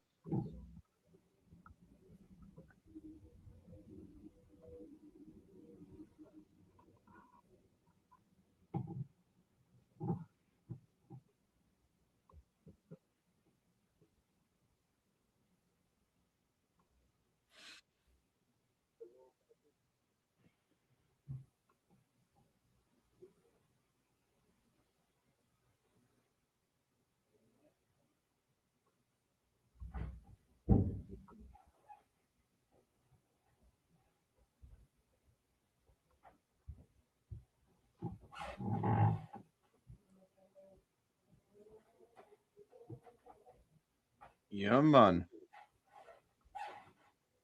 Yeah, baby. Yeah, baby.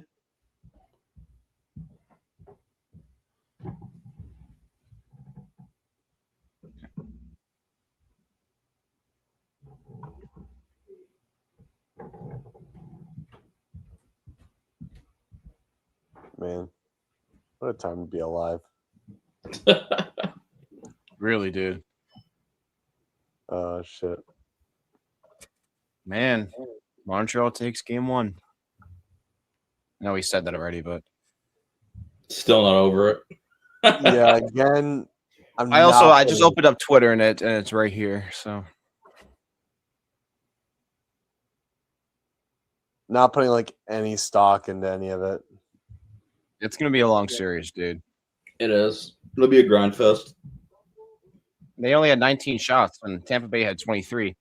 I'd expect that series to be more high shots. You know, Same, but game one, you know. True. Can start off a little slow. Very tight hockey.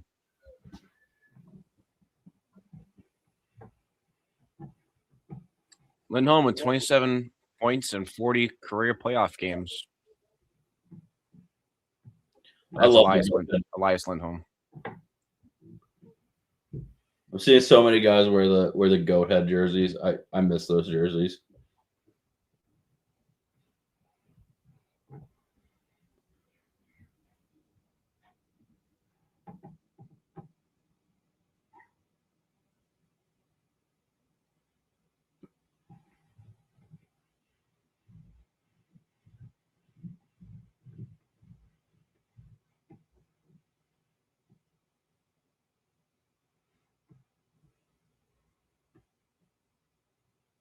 Shakes to the middle.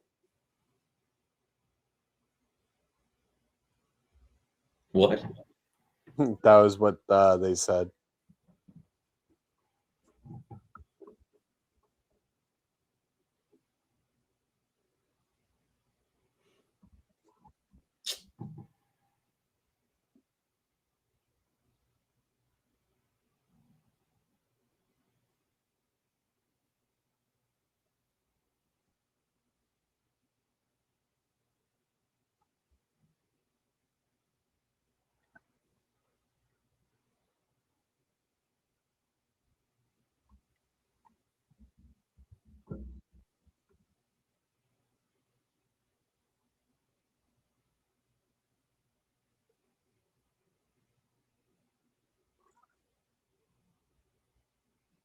Man, Arvidsson got some wheels.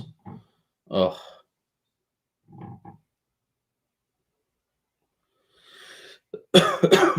Second line is cooking in the offensive zone right now. Oh, just as I say that.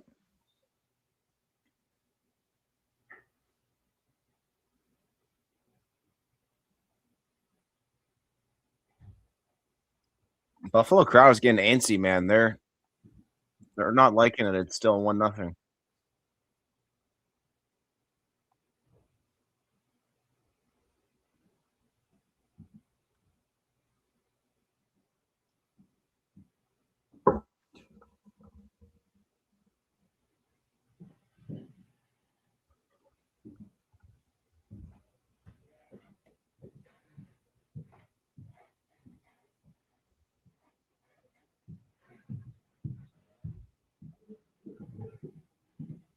Kid line's working it now.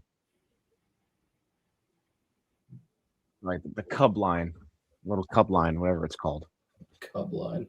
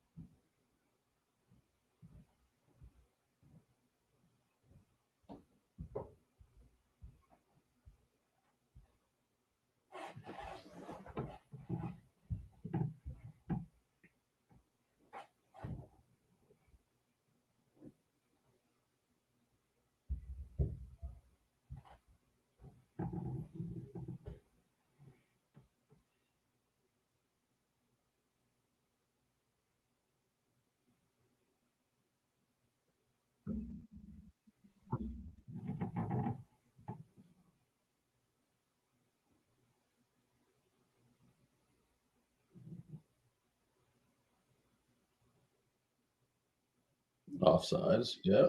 There we go. Okay.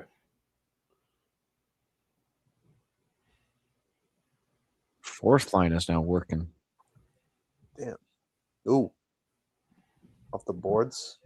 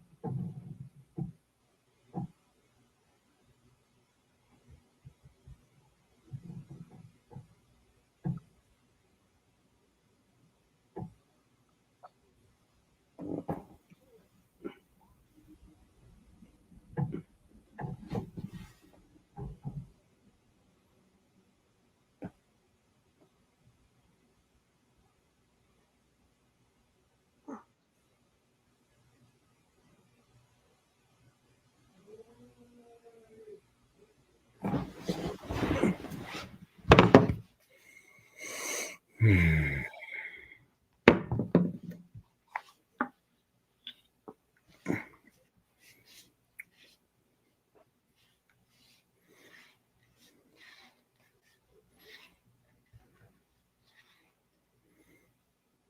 ever notice how red Pasta's face gets? Yeah. It's all the tomato sauce. All the pasta and sauce.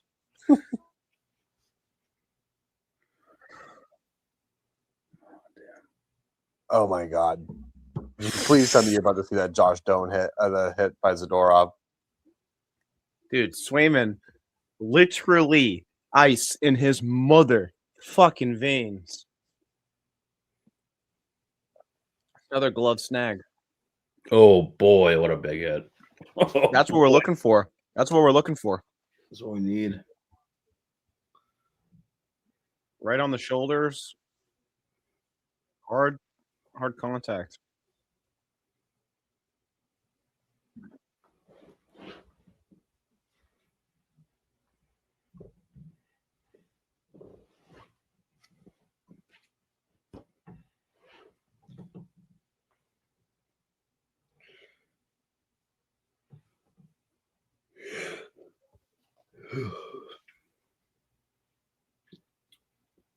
He knows it's coming.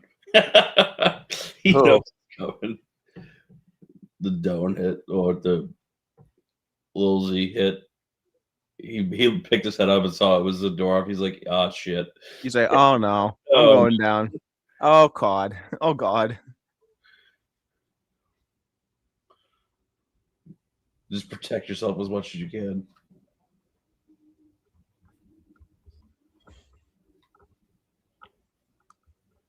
All right. You got a bit more physical there at the end, but it was okay. It wasn't a great period, but you know, they're still leading. Yeah. 1-0 at the end of 2. Yeah. I'll take it. Yep. Same.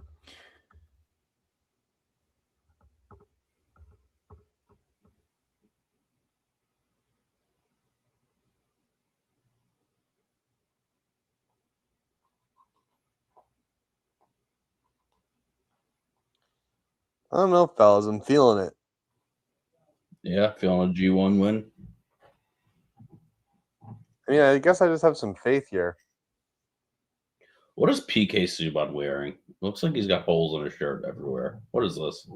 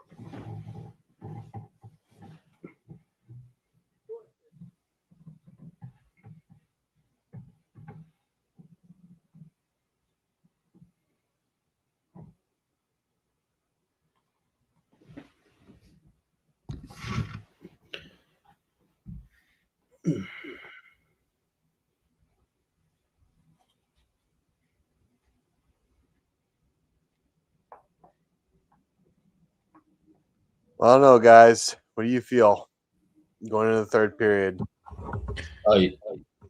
Yeah, really tight. You know, the next goal is going to be huge. If the Bruins can get it, you know, they've secured a game 1 dub. So if Buffalo gets it, you know, I see this going deep into overtime. You know, it's going to be so tight. I don't think a lot of ice is going to be available. And yeah, you know, you just hope that the offense chips in a bit more and takes a bit off from Swayman. You know, he's stood on his head. It's slim pickings out there for space. It's A little to none. little to none as it is. I mean, that's playoff hockey.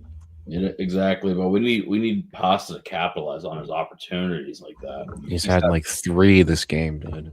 And he needs to put one away. He really does. I just want a pasta from the point slap shot, just off the post, and then give it to me. That'd be nice.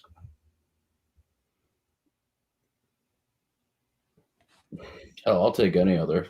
I'll take a goal by the Bruins. I don't care if it's a clean goal, a pretty goal, a garbage goal. I don't care. Anything, anything to increase the score because this game is so close. Goosey, you? He's disappeared. The Magic Man's gone.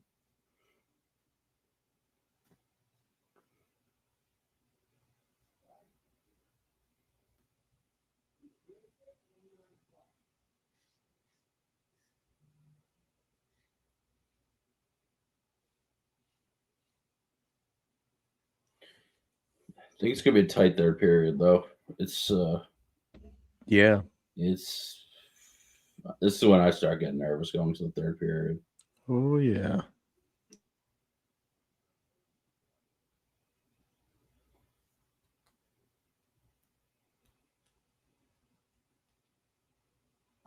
Damn, Slavkovsky with 7 shots on net. That'll win you a game.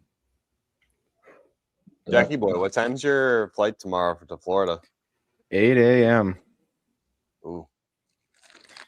Yeah, we're gonna leave to get to the airport rather early because I love my sister, but she can be a little anxious traveling. And just the chance that you might miss your flight, which is normal.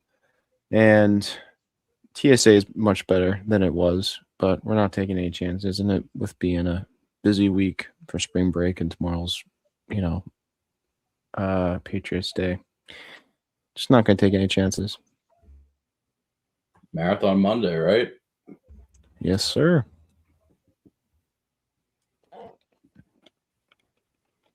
Yeah, it's only going to get crazier. Yeah, thankfully our flight's early, so we don't have to go into Boston like prime time marathon. That would suck. If our flight was like in the noon or the afternoon, I would have found a hotel to stay in overnight in Boston. No way I'm driving to Boston tomorrow later on. Yeah. Time. Even the Red Sox moved their game from 1:35 to 4:35. Yeah, smart. This is our fucking city. Amen, brother.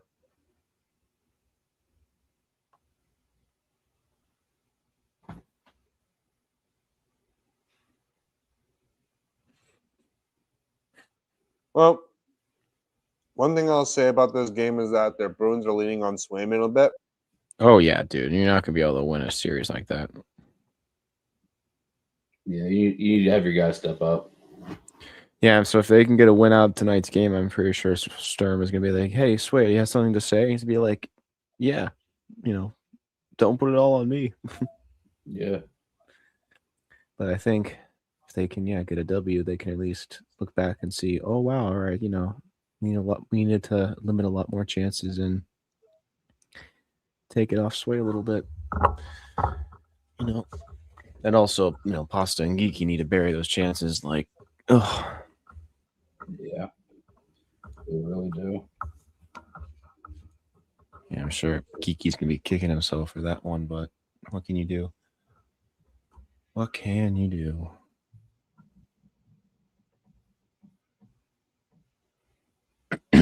Just next time you get another opportunity, put it in. Yup.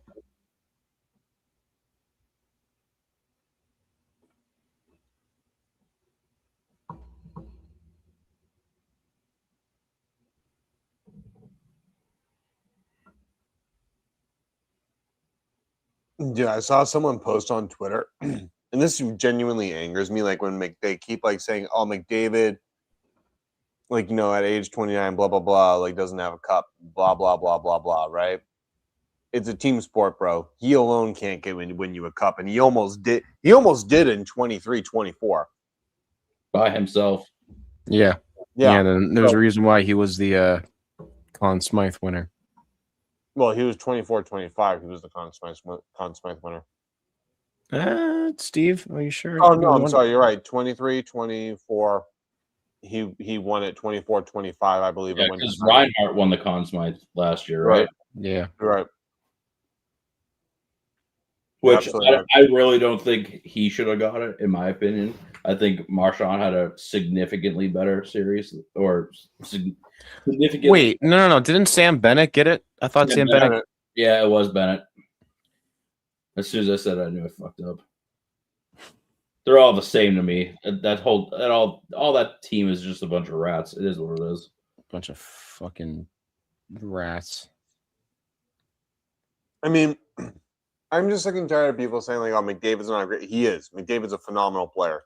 McDavid's the best player in the world, and it just goes to show that the Stanley Cup playoffs are the Stanley Cup is the hardest trophy to win in professional sports, and it goes to show that you can have the best player in the world, and he can't. It takes more than him.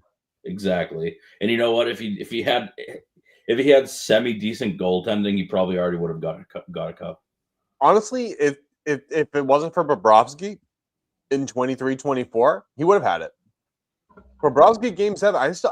We talk about this all the time. Bobrovsky stood on his head in game 7. Bobrovsky has stood on his head through the entirety of almost every playoff he's been in. So I'm just sick and tired of the nonsense surrounding McDavid. Like, stop discrediting the how talented and how great that player is just because he hasn't won a cup when everyone else around him is not helping. You're right. Like, what are you gonna? You can't play him for 60 minutes. Imagine if he had a semi decent goalie and some talent around him. Wow. Dude, fuck that. Imagine if he just had a semi-decent defense around him. Like, I don't even think it's the forward core. Imagine if he had a semi-decent defense. Yeah, defense is big. Yeah. Because even with a semi-decent defense, fucking Stuart Skinner's doing okay. Yeah. I don't think he stays up in Edmonton. He gave him 2 years. He said, figure it out. You have 2 years. Well, yeah. I mean, at the end of 2 years, I don't think he stays. No, he's gonna want to chase a cup. I think he'll do right by Edmonton and do a sign and trade or something of that nature. I think he'll do right by them. I think McDavid just is that person, is that character, but I think he's giving them more than he needs, and by signing for that same value, it makes Kirill Kaprizov look like a schmuck.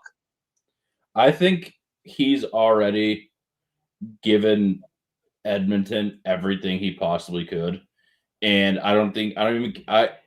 I'm him, if they don't win a cup in this year or the next 2 years, I'm not giving anyone like benefits. It's just, hey, I'm signing where I think who's going to win the Stanley Cup, because I already took a cheap deal.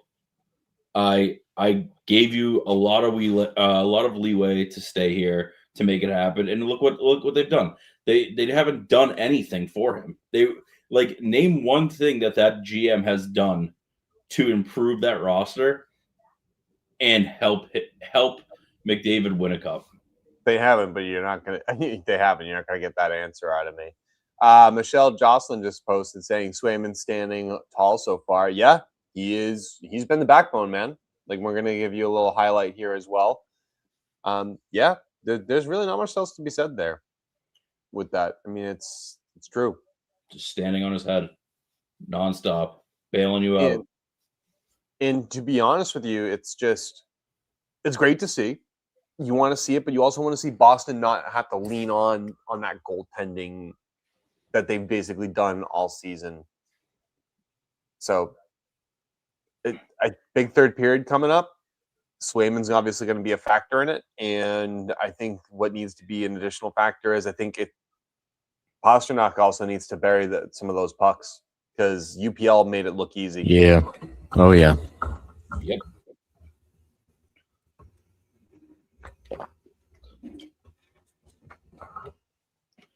And less stretch passes too for the Bruins. I know those are going to get risky. They're getting way too risky this late in the game. They're trying to cheat a little bit because they know they're behind on shots. Like, they know it's been more favored in the Sabres, and Sway has come up big. I'd argue the reason why they're behind so far behind on shots is because they're trying to stretch pass it a lot, and they're getting caught with turnovers.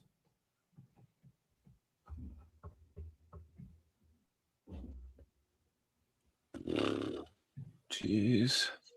Big third period. Huge third period. Jack, you sweating yet? A little bit. There you go, bud.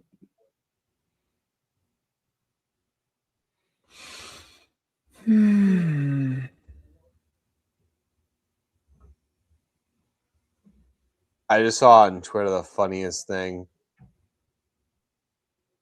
Share with the class. I love how everyone's like, guys, it's been 84 years since the Sabres made the playoffs. Meanwhile, it's been exactly as long since the Bruins won the cup. And I'm like, crazy chirp from a franchise who doesn't have one. Yeah. Oh, yeah. Oh, they're showing the Buffalo fans right now. They're being hoisted onto their shoulders, like trying to hype everyone up. Yeah, bring it. Come on, you guys are nothing.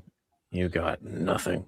They can hype it up all they want, but it's And they're trying. There's these three guys that put on, three guys' shoulders, and they're all like going like this. No one is giving it back to them.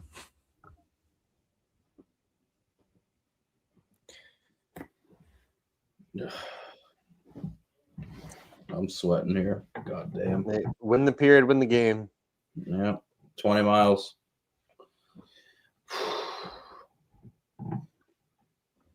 Geeky rocking a buzz cut. Holy. I mean, he doesn't have that much hair regardless, but yeah. Oh, I saw that picture you sent me, Jack. Yeah, did you guys see it? Check the group chat. Give me a second. It's the picture of Geeky with the wide open net. I mean, that's pain, man. That's pain. Ugh. You just look at that and you hope to God like it doesn't come back to be like you need to shoot that. Like I saw it happen. It's like every time I get the puck in beer league, Jack just screams shoot. I'm like, Jack, I'm in our own end. Yeah, when we're in our own end, I'm screaming shoot. I would have, Steve, I would never have time to settle the puck or anything like that or try and get it away from traffic so it can actually get a shot. Jack's just like, yeah, shoot it. I'm like, wait, where? Into the guy's fucking nutsack that's right in front of me? Sure. I don't know, dude. You got it, bro. You just gotta get a hold of it and fucking rip it. Grip it and rip it, dude. That's it. Thanks, Coach. Love you, Pooks. Thanks, buddy. Grip it and rip it. That's it. Also, I'm gonna send you guys another tweet. It's like a hot take. You guys are gonna agree on this one. Jack, not Jack, Steve, we've been doing shots of Jack in the locker room before the games, and it's been working. And so the joke now is like, so we're all like requesting to play with each other next session, and we're just gonna shoot Jack before every game. Wow.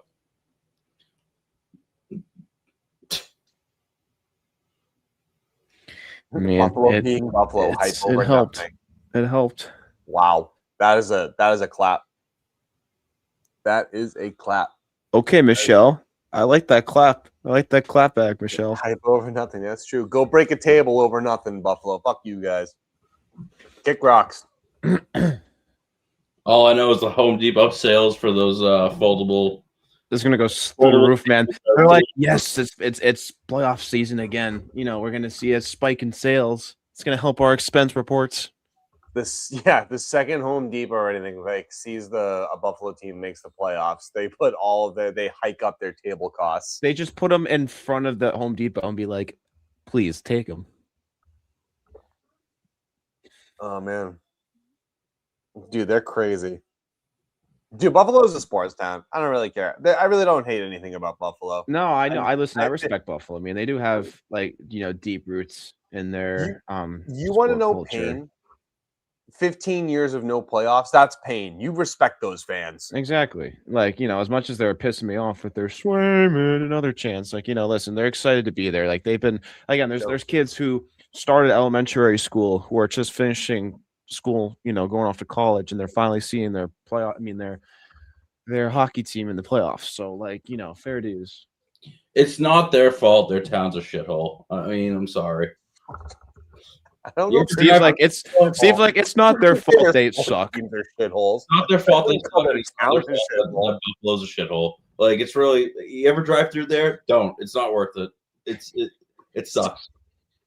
Steve basically says anywhere but Boston's a shithole. I And mean, he lives in Illinois right now. Yeah, and he lives in Chicago.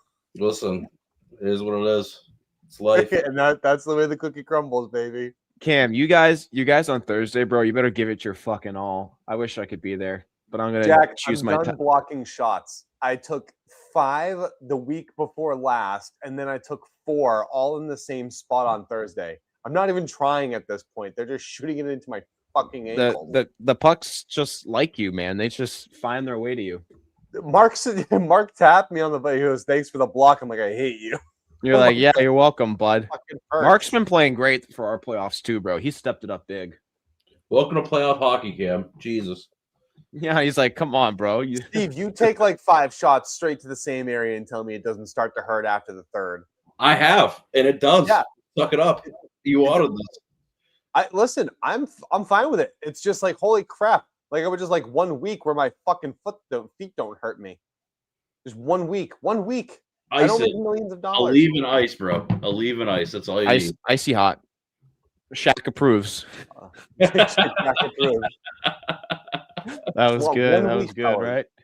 Shaq approves. And I took a freaking flutter wrist shot into my gut from that stupid kid with the glasses who I want to punch in the fuck face that all the guy. time. You have Bro, I hope you guys win so then we have a chance Don't to worry play White about in the championship. That If would be we the face greatest. off against White, dude, in the final round, man, I'm just gonna hit him. Worth the I don't care, Steve. I'm spoiling it. Oh!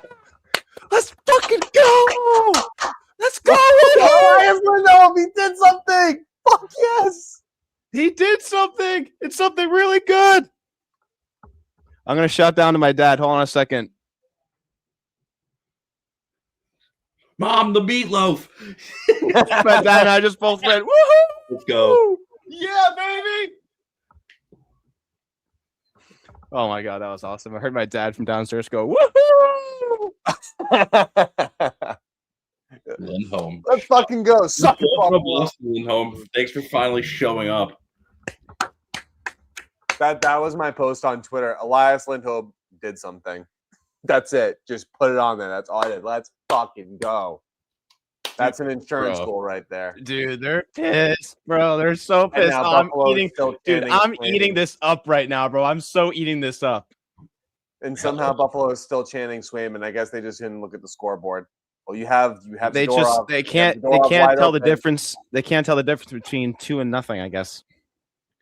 Every time you say that, I think of the Family Guy, like the dude at the Vietnam Memorial. Scoreboard. Scoreboard! Scoreboard!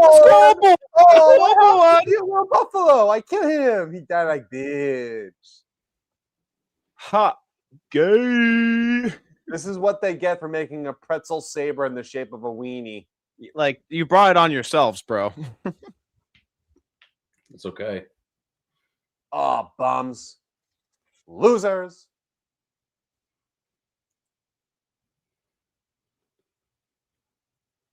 Oh, big hit. Let's go. Steve's still back in the second period. Listen, I've already told you 1,000 times. I'm like 20 seconds delayed. Steve, what is that? Is that like the master chair? Like you look like you're sitting upon a throne, buddy. I am. You look like you're the dawn I'm of some the freaking like I don't know mob. I'm You're the like emperor. you come to me on the eve of this game 1. Oh, it just cut to a It's my Sabres fan therapy and they're chair. all sad. Because being a Oh, Bruins fan is bad for your health. Sabres fans are sad. Sabres fans are sad. 14 years. This is what you get the show for. It fucking bag of sucks. You waited 14 years for this, Buffalo? Damn. Oh, they look pissed. Boston in 2. Fuck you, Buffalo. Someone looks like they're about to cry because they just spent $450 to watch the Buffalo Sabres get their shit kicked in. Well, I wouldn't say 2-0 is shit kicked in, but yeah, it's still a loss.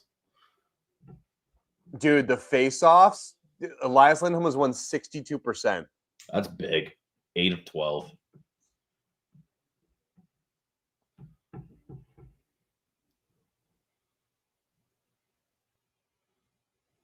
Oh, come on, Pasta. You're feeling it. No. Oh, are you Rim it shitting around. me? Are you shitting me?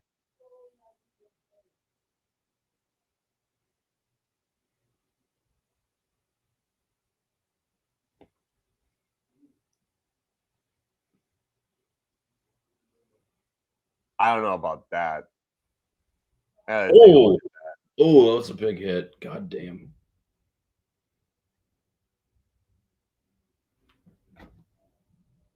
I gotta see it. What do they call? What do they call a penalty? They call it Slashing on I'm trying to Pasternak. watch it. Because he got like cross-checked to the ribs, and then he like That looks a little soft. yeah. It looks like the stick was coming down, but like I'm sorry, like Buffalo, I think they sold that a little bit. I'll be fair, like if it's a penalty, call it, but like that's a little crazy. They really called that a slash. It looks like he dropped the stick. Like Literally. It was a love tap, and he just let it go he sold it. Whatever.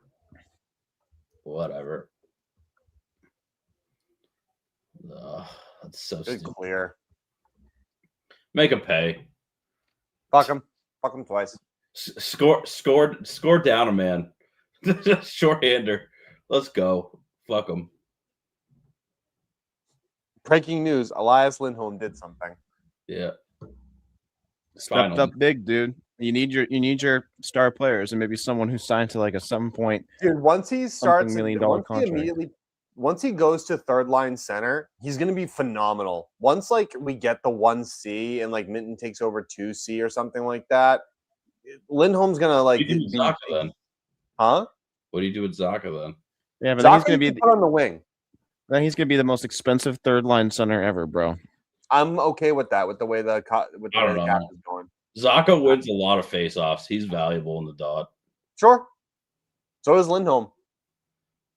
Yeah, it's just the other aspects of his game are touch and go. That's fine. Remember when you were willing to take on a power play merchant and Dougie Hamilton? Whoa. Remember. You shut your whore mouth. I said I'd be willing to take on the contract. Bro, if you know me, you know I'm not a whore. Shut the hell up. Yeah, you shut that. If you would shut that cock holster, you call him mouth. Like, wow. What? Wow. I'm trying to talk here. Like, no, if they would have taken, you wouldn't have taken Dougie Hamilton at 50% retention. No. I wouldn't touch Dougie Hamilton with a fucking 25-foot pole. Get out of here. Well, neither would his wife. I mean, yeah, he would have got some points for us, but like, no, dude, he hates Boston. You're being too kind.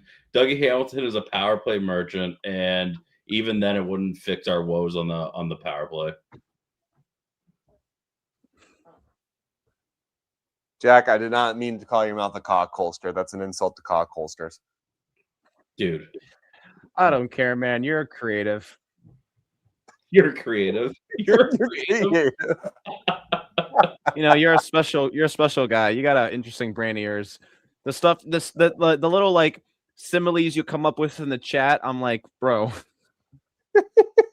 I'm like, is this guy okay? He has autism. Bro, I like say one random thing and then he makes a mention to the Titanic iceberg, and I'm like, what? Oh yeah, that was dark.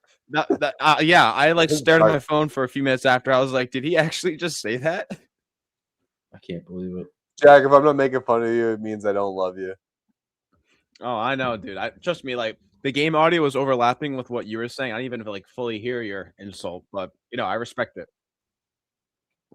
It's fine. What was it? We were on opposite teams last year. I was like chirping you.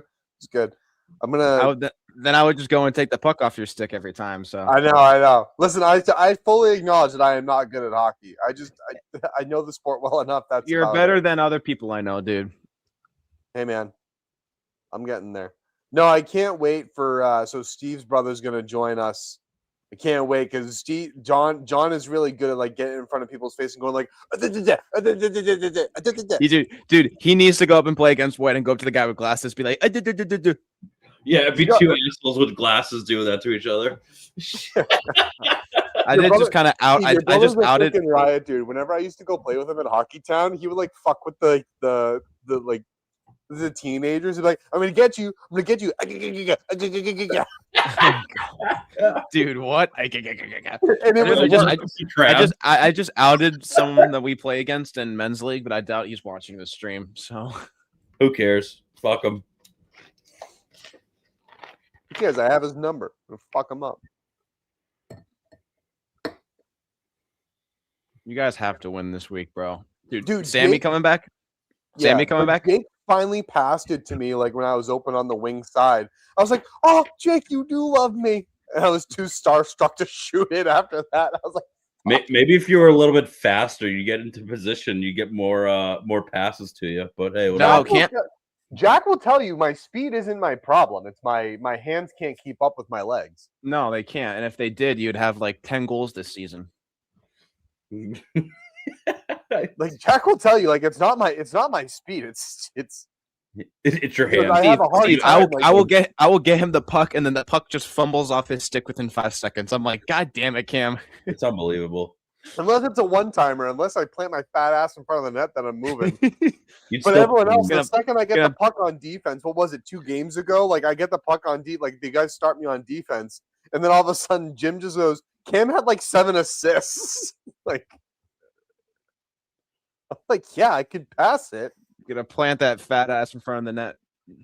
Dude, that's what I love. We just put that, Steve. We put this kid Sammy in front of the net. Like the kid's just got good positioning, good hockey IQ. He can't for skate though. shit, He can't skate for shit. but no one respects him. So when the puck just falls in front, when he plants his fat ass, he just pops it in, and he just goes, "Yeah, let's Dude, go." that's what I'm saying. It's gonna be a 3 huge when you guys have him this week. Drew, if you have him this week with a full team and Phil, like you guys have a chance.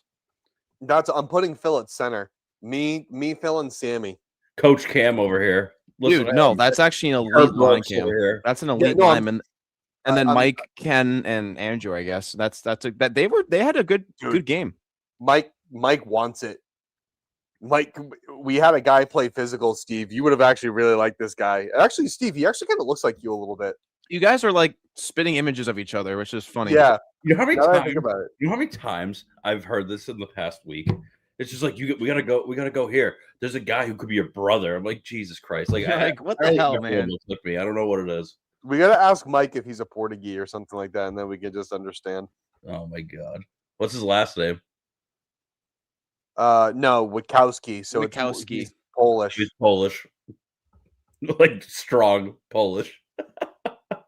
But like it's weird because he's like super tan, so he's probably got like a mix of some stuff. That Hey, actually listen, reminded me. my grandmother's Polish, and when she's out sunbathing, she turns purple, dude. She gets tan. Well, all right. No, it's just so funny, Steve. Like he's a good guy, but man, he was playing physical. And then, dude, Jack, I'm telling you, Andrew, he's got to get one. Andrew's gonna get one. He's gonna been around the net. he's gonna get the one that wins you the game next week. Hell yeah. Buffalo already booing their team. Whoever this Michelle person is, she's welcome all the time on the show. We're gonna get her on here. Mom. Someone let her in. She's Dude, great. she's shit talking Buffalo so much. I love it. Mom, Fuck Buffalo. it's a She shithole. can be our resident shit talker. She can take that title from me. It's gonna be hard. You talk a lot of shit. I do. You got diarrhea of the mouth. I think I do. I have a cock in the mouth. You have diarrhea in the mouth, bitch. Which one's worse? Jack was following this kid that we hate from another team, and he just goes, "You're a fucking pussy." And I'm just like, "Yeah." And you think with all those fucking 4 eyes, you'd be able to see better, you piece of shit. Yeah, Jack and then after just goes, "Yo, too far." I'm like, "No, I got your back, buddy." Because I'm literally just like, it's like this guy, Jack, and then I'm like right behind Jack. Like, no, and then after you said that, I was like, "Oh!" You guys are goons. You guys are straight goons. No, Steve, if you played against this kid, Oh, oh my god. he's the definition of just like he runs his. I'll put it to you this way, Steve. He's half my height, not really, but like you get the point. And he's thinner than Jack, and he just runs his mouth. So give him a shot to the nuts with your stick. He two-handed me, dude. He two-handed the back of my leg, so I turned and all of a sudden he goes, "Whoa, not me, bro." Dude, it's black versus gray, and then white versus green. Whoever wins both those games, they're gonna go to the chip. I actually don't hate that we could get past gray. You guys can do it. The last time we played gray, it was like that back-to-back game we had on a Friday, and we hung in with them, and then the game got away with us per usual. But if we play a game like that, and No, dude, story of our lives. Yeah, but we turned around at the end of the season. We had them in the first half. The second half, it was We did. But we did. Like in the first period, it was like tie game. Second period, they scored 8 goals, and we're like, "What the fuck did that happen?" It's unbelievable. No, but with how dialed Mark is playing right now in our playoffs, and if you have Phil as well, and we got Sammy the lucky giraffe, like The lucky giraffe. Well, dude, because he looks like you gotta remind. he looks like a giraffe out there. The Doug. What's the Toys R Us giraffe's name? Lucky? I wouldn't remember. No, It's not Lucky. I can look that up now. You got to look that up.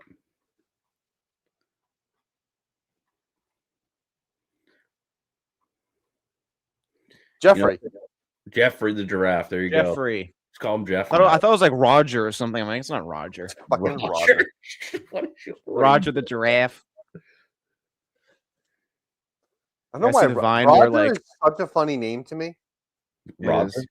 Yeah, I don't know. I just it does not compute. What? And there's It the Vine is- of I don't like know. Roger is just a weird name to me. I just think Jolly Roger. it is.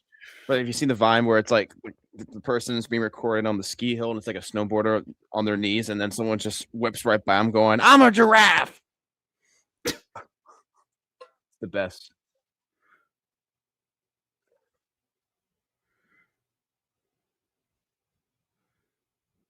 Jack, all I'm saying is if we make the finals that week and if we play against White, I'm leaving it all on the ice, dude. Leaving it all. Oh, dude, out on I the am. ice. I'm going right up to the guy who chirped me for the smile shit. I'm gonna be like, "You better be ready, bro." No, you have to This- wear your smiley shirt. You have to wear it. I will. I absolutely will.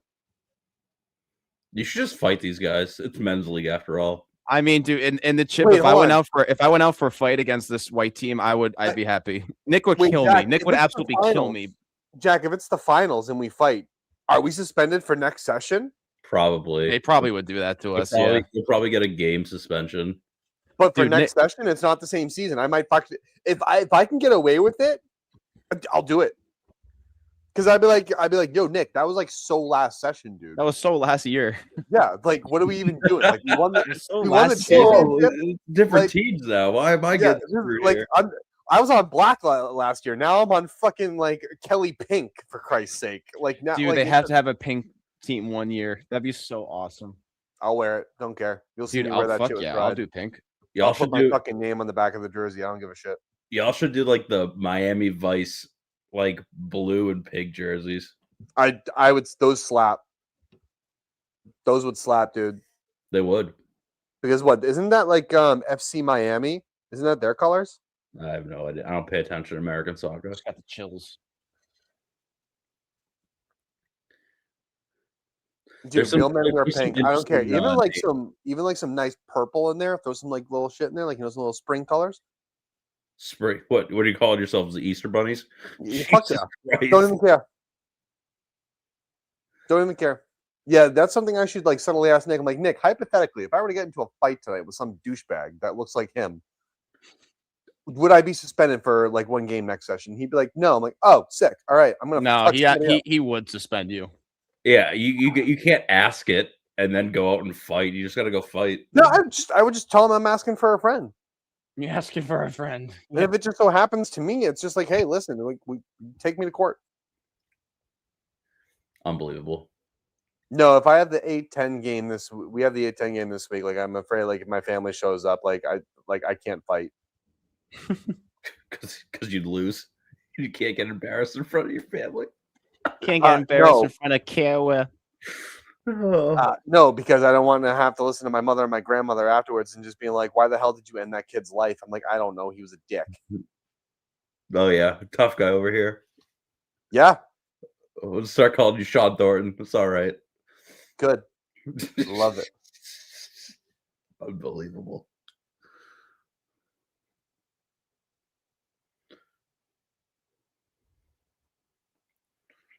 Love how that ended like that. Boom. Oh, come on, guys. Let's play the puck. I don't like when we rag it. McAvoy just killed like 15 seconds off the clock. Buffalo's not doing anything. Kill the clock. Don't care. Kill it. To be fair, I would also boo Buffalo if they were doing that. I mean, when your own crowd is booing you, it's pretty much, you know.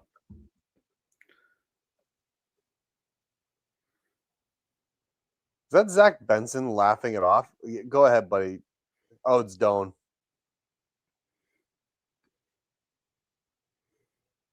Yo, someone just took a run at Sway. Someone needs to get fucked up. Yeah.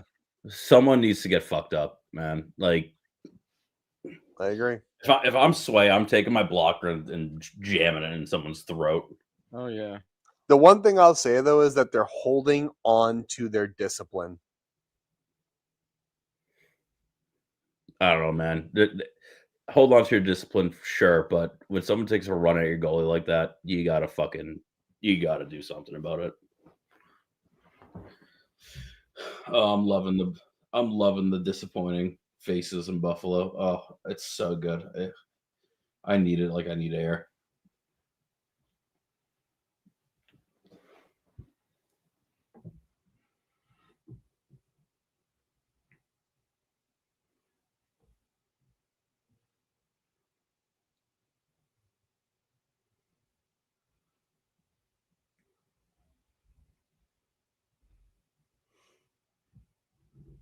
Tom Brady's endorsing GLP-1s. Oh, now I've officially seen it all. He did what?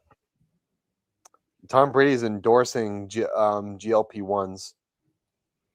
How much money do you think he's making off of that? Oh, easily so much. You think he's not taking them? He's so full of shit. He doesn't. I don't know. His avocado ice cream might not be working anymore. Yeah, gross. That sounds so gross. So gross. Avocado ice cream. Unbelievable.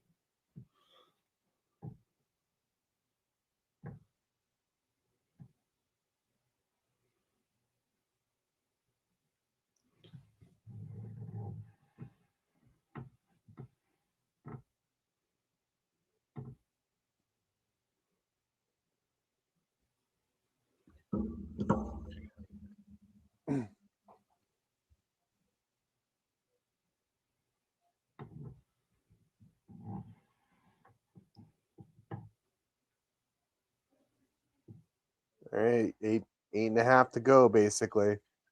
Crazy, bro. 30 shots, nothing to show for it. I'd argue some of them were not high. Like a lot of them. No, a were lot not of them high haven't been danger. high danger chances, yeah. But Swayman also has been But Swayman has brick wall. responded. It's just a lot of shots from, outside of the hash marks and the circles. Last playoff goal, 2011 against the Flyers. That's wild.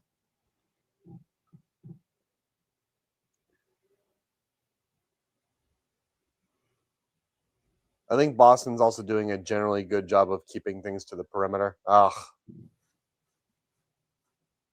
Cage cuts it. Just as I say that, wow, I'm glad no Buffalo fans are in here. I'd be getting roasted and toasted. They're from Buffalo. Whatever they have to say doesn't matter about anything. And they're going at it after the whistle still. Damn it. This series just got dialed up a notch. Oh my god, and they're losing their shit outside of the arena. Yeah, good job, guys. It's your first playoff goal in 15 years. Took 32 shots.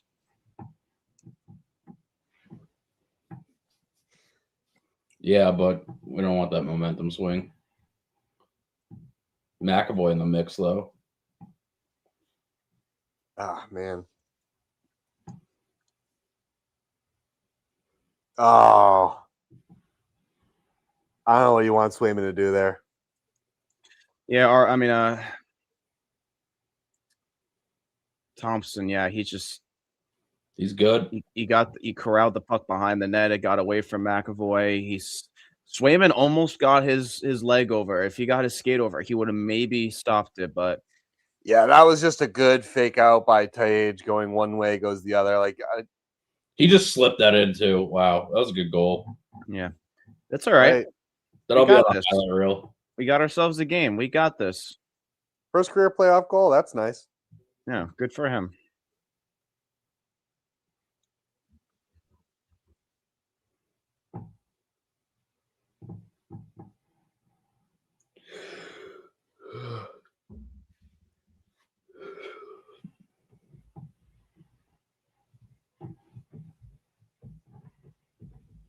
We're gonna see. Let's see.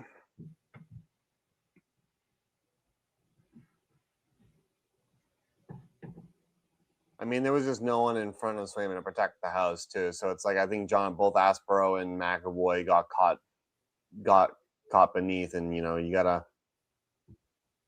definitely gotta respect your opponent. I think that's where one of Aspero's biggest weaknesses is that he tends to overcommit to the plays below the crease. Yeah, agreed.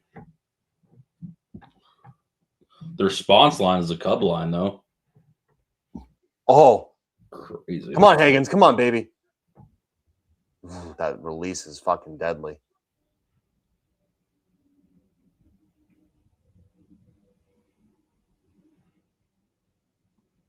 Yeah, Power just got enough on that stick. If maybe he got the shot off sooner, or he changed his angle a little bit. But no, it looked like that would have gone try to go 6-hole, but I think at best that would have caused a rebound. Yeah, no, but it was a good shot. Good chance. Jeez, Pasta got sat down.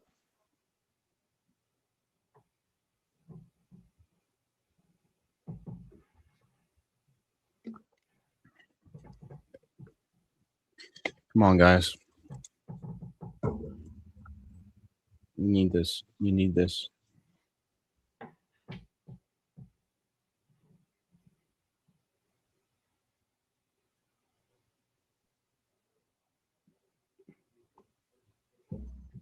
Pasta's got. Oh, we got a foot race.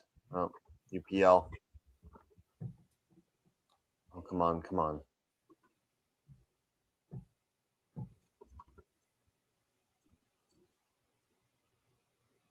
I don't believe the Buffalo fans wanted a penalty for that. You got the benefit of one really bad call. Oh my God, dude. Why are you chanting Swayman? You guys look like idiots. You got one goal in him, which was a really good individual effort. Like, there was not much Swayman could do there. Like, what?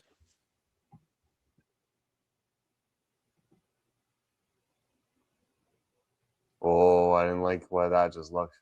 Jack, you're forbidden from speaking.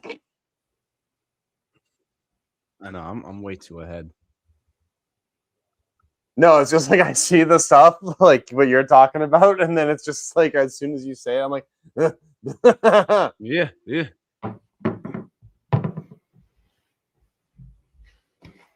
I'm waiting for that. Are they chanting "We want the cup"? No way.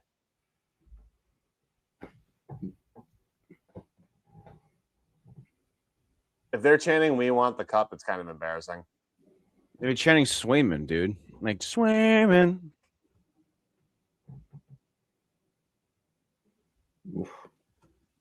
Oh, this is gross.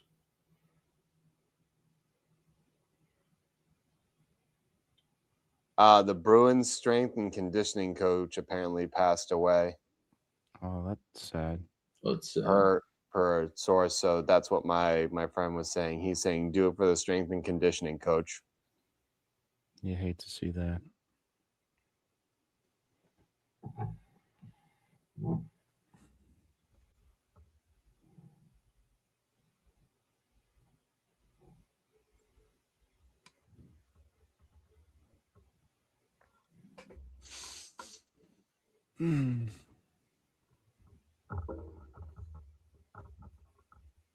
And now I'm like super stressed. You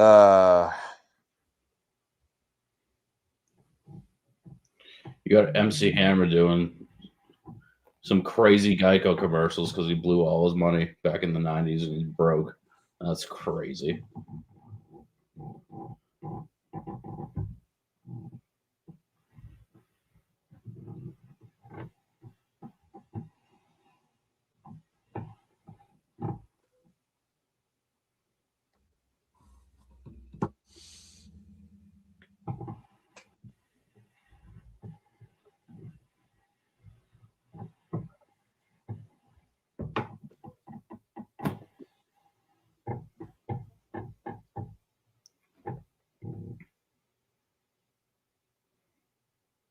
All right, need an insurance goal here. First line's done a lot. Insurance goal, but also you gotta realistically think you're gonna be playing 6-on-5 with the goalie pulled sometime soon. Yeah, you got to play either you got to lock it down or you got to make a good bid. God damn, Swayman's wife is a rocket. What? What? Did he just say Swayman's wife is a rocket? I did. I absolutely did. Good on him, bro. Good on him. I don't think they're married. I think they're just boyfriend girlfriend right now. Oh, okay. But Well, I know he's they're having pregnant. a kid. So I thought maybe he was his wife, but hey, whatever they're happy with. I think they're getting married this summer. Probably. Swayman's wife is a rocket. Jesus. I mean, can you blame me?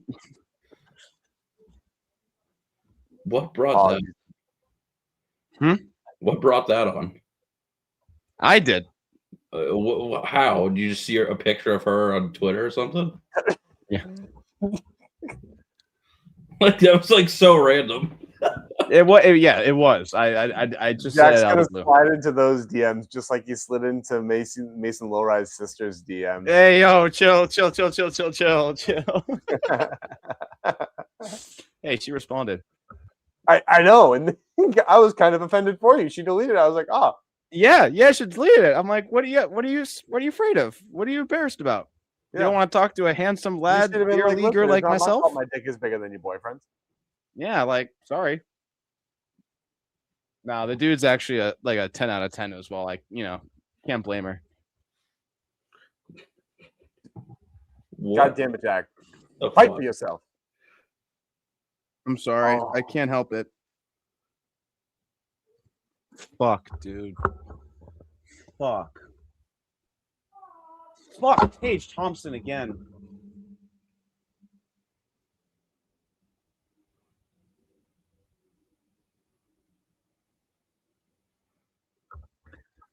Fuck. I was afraid this was gonna happen. God damn it. I was afraid this was gonna happen, man. They've had more shots. They had a good second period. They've been working it. Get it the fuck together. God damn. Yeah, now you're gonna chance Swayman because it's actually tied 2-2 now. And you guys look like an idiot doing that before. After 40 fucking shots. Yeah, like congratulations.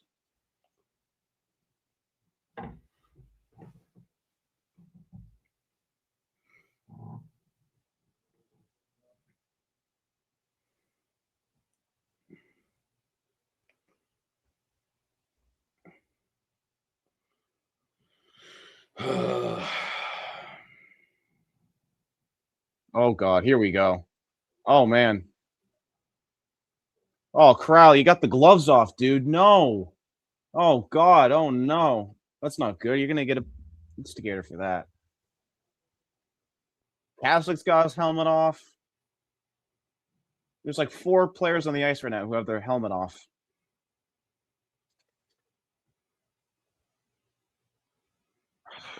We're gonna end up short on that.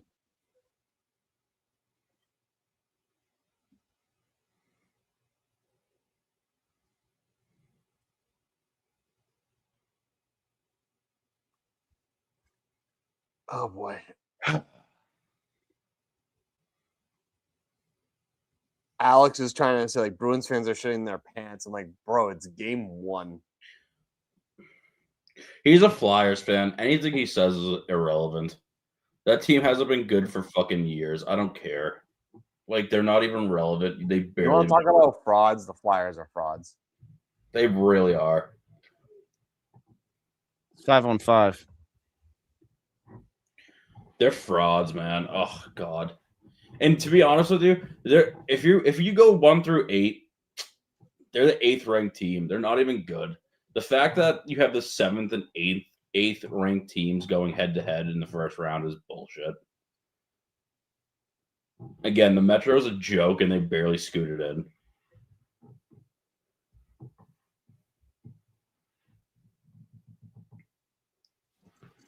Tage Thompson just putting the team on his back.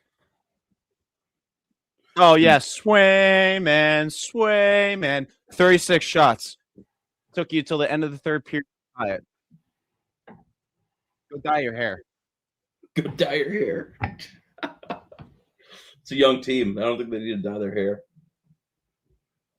Dude, you sound so dumb chanting Swayman. I'm sorry. Like, your playoff inexperience as fans is showing, dude.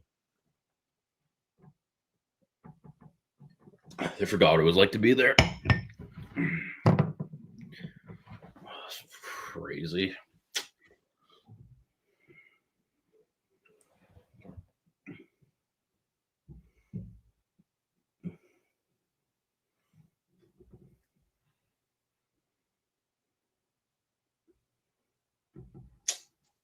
Oh.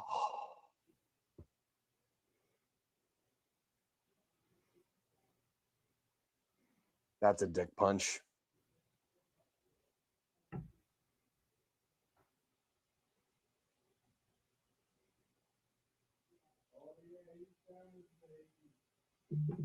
Yo, what the fuck?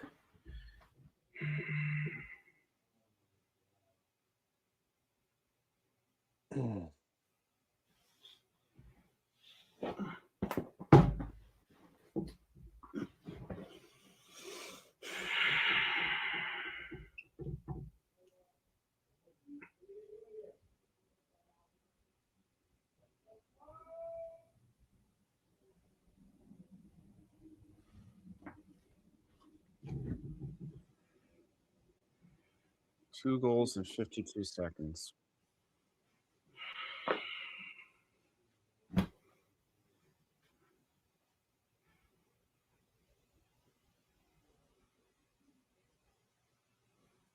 Great screen on Swayman. That's exactly what it was. Now you're fucking playing behind for the first time in the game with 3 minutes to go. That's awesome. Dude, if this is how you go out in game one, bro, you're going to be chasing the series now. You already were chasing the series too. Well, at least you're up 2-0.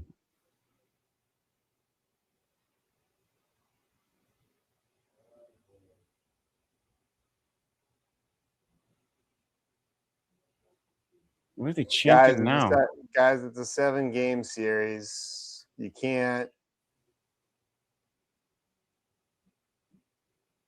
No, I know, Cam. Just this is gonna be a heartbreaking way to end game one, though. Yep.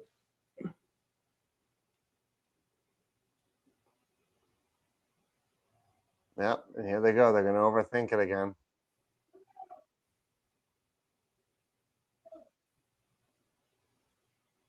Not like my dad just screamed from downstairs. What the heck happened?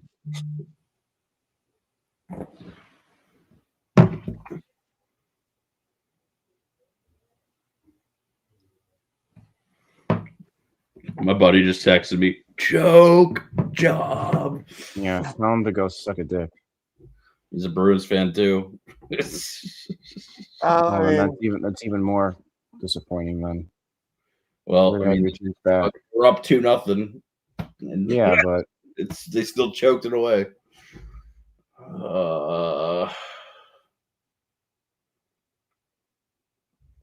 Yep, game's over.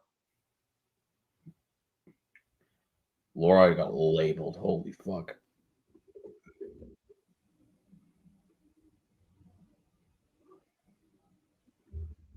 oh my god, my dad's yelling from downstairs. That's insane.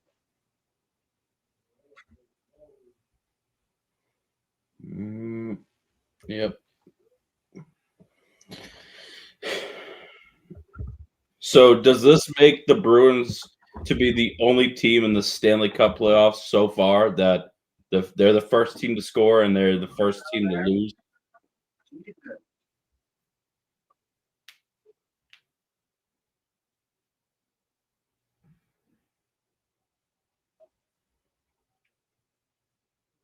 I mean, it's a dick. It's a punch to the dick, but like I'm not worried.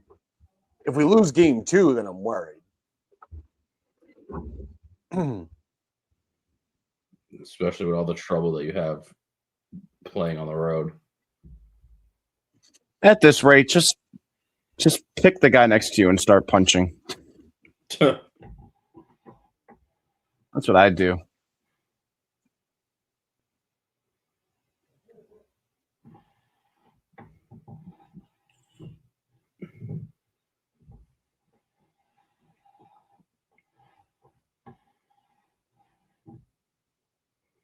I'm so fucking stupid.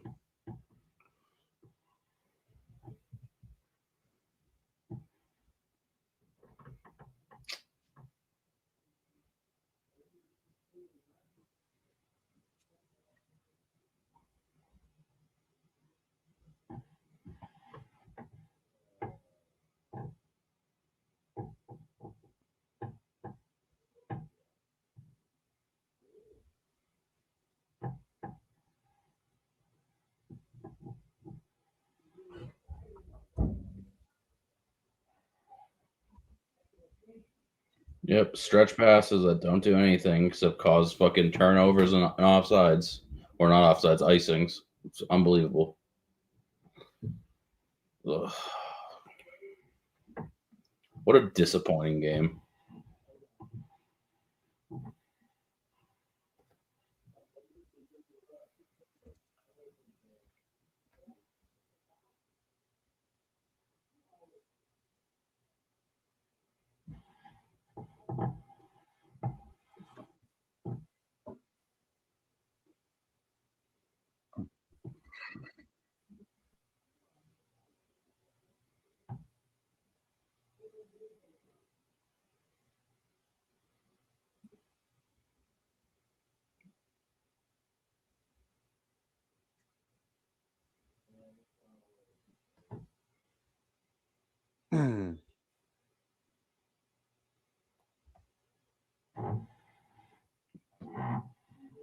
Congrats, you go on the power play 6-on-4 with 18 seconds left.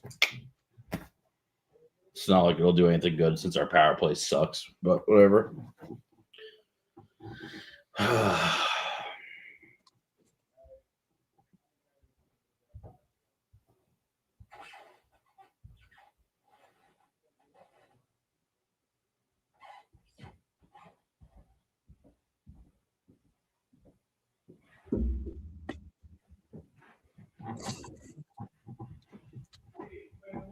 Oh.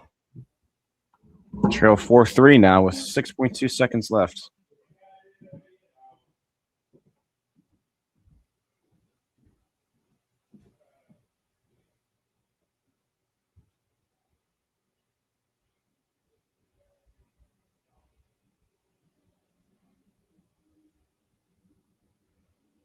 Well, it doesn't matter. Game's over, but a 4-3 loss, I'm going to take.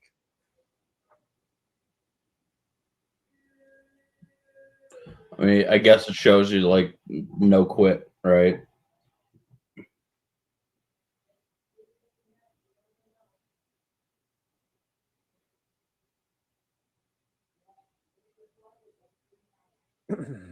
Was that Lindholm again?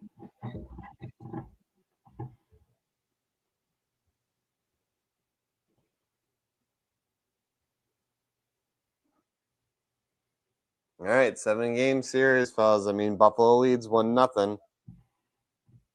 That's atrocious, though. It's fucking atrocious. Yeah. It's not a good way to lose a hockey game.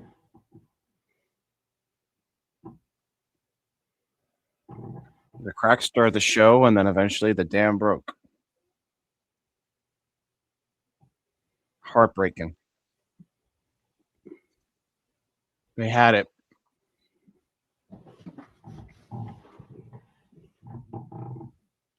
Yeah. Gotta win game 2. Gotta win game 2.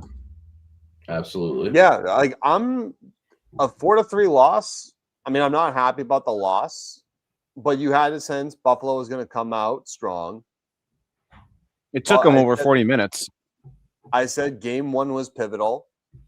And honestly, I'm at the point where I'm not panicking. But if you go down 2 games, then you got to make the adjustment. Like, you know what I mean? And I honestly, I agree with the save of the game too. Like UPL saves on Pasternak, both of them. You know, you expect more out of Pasternak on that regard. But the reality is, fellas, I'm not panicking. And like I said, that goal or that open net by Geeky, that's gonna haunt you. Like now, that's gonna haunt you. That's exactly what I was thinking. Just thinking about And now you look at this and you go back and you adjust. It's just So it's a shitty loss, but like I said, both teams are playing with house money. But I think if I'm going to put the game on someone, I think it's going to be on Pasternak tonight and Geeky. I think it's going to be both of those guys. I think They had Geeky, good games as well. I mean, they were playing how Stars should, but that they didn't finish fully. Yeah, They were about. they didn't look good. They were about. Well, they were like 95% there, and those chances that they couldn't finish, especially Geeky's wide open net, dude. Oh. Yeah, I'm not putting her on Sway, but No, he held the fort as long as he could, dude. He had an incredible game. I'm putting that on the defense. That defense, in my opinion, played atrociously. They need to make some adjustments, and there's some adjustments quick. It's there's no you're up 2-0, and then you just piss away a 2-0 lead with less than 10 minutes in the third. Like Cam, overall, when you're looking at a 4-3, sure, but like let's talk about it was 2-0 with 8 minutes left in the game, and they scored 2 within under a minute. That's an atrocious way to lose a hockey game.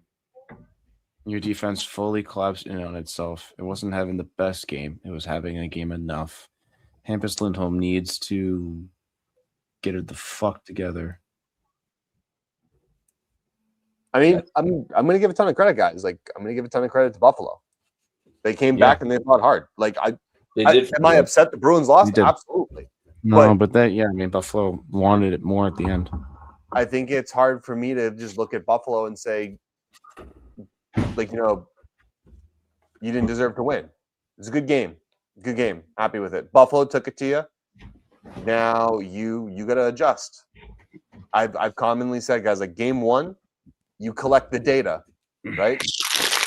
Now you have information. Now what do? You either go and win the game. I believe game 2 is on Tuesday, if I'm not mistaken. Yeah, it is. Tuesday. So you got 48 hours. Yep, you got to go out and you got to win a game. Yep. You need to, bro. You need to win game 2.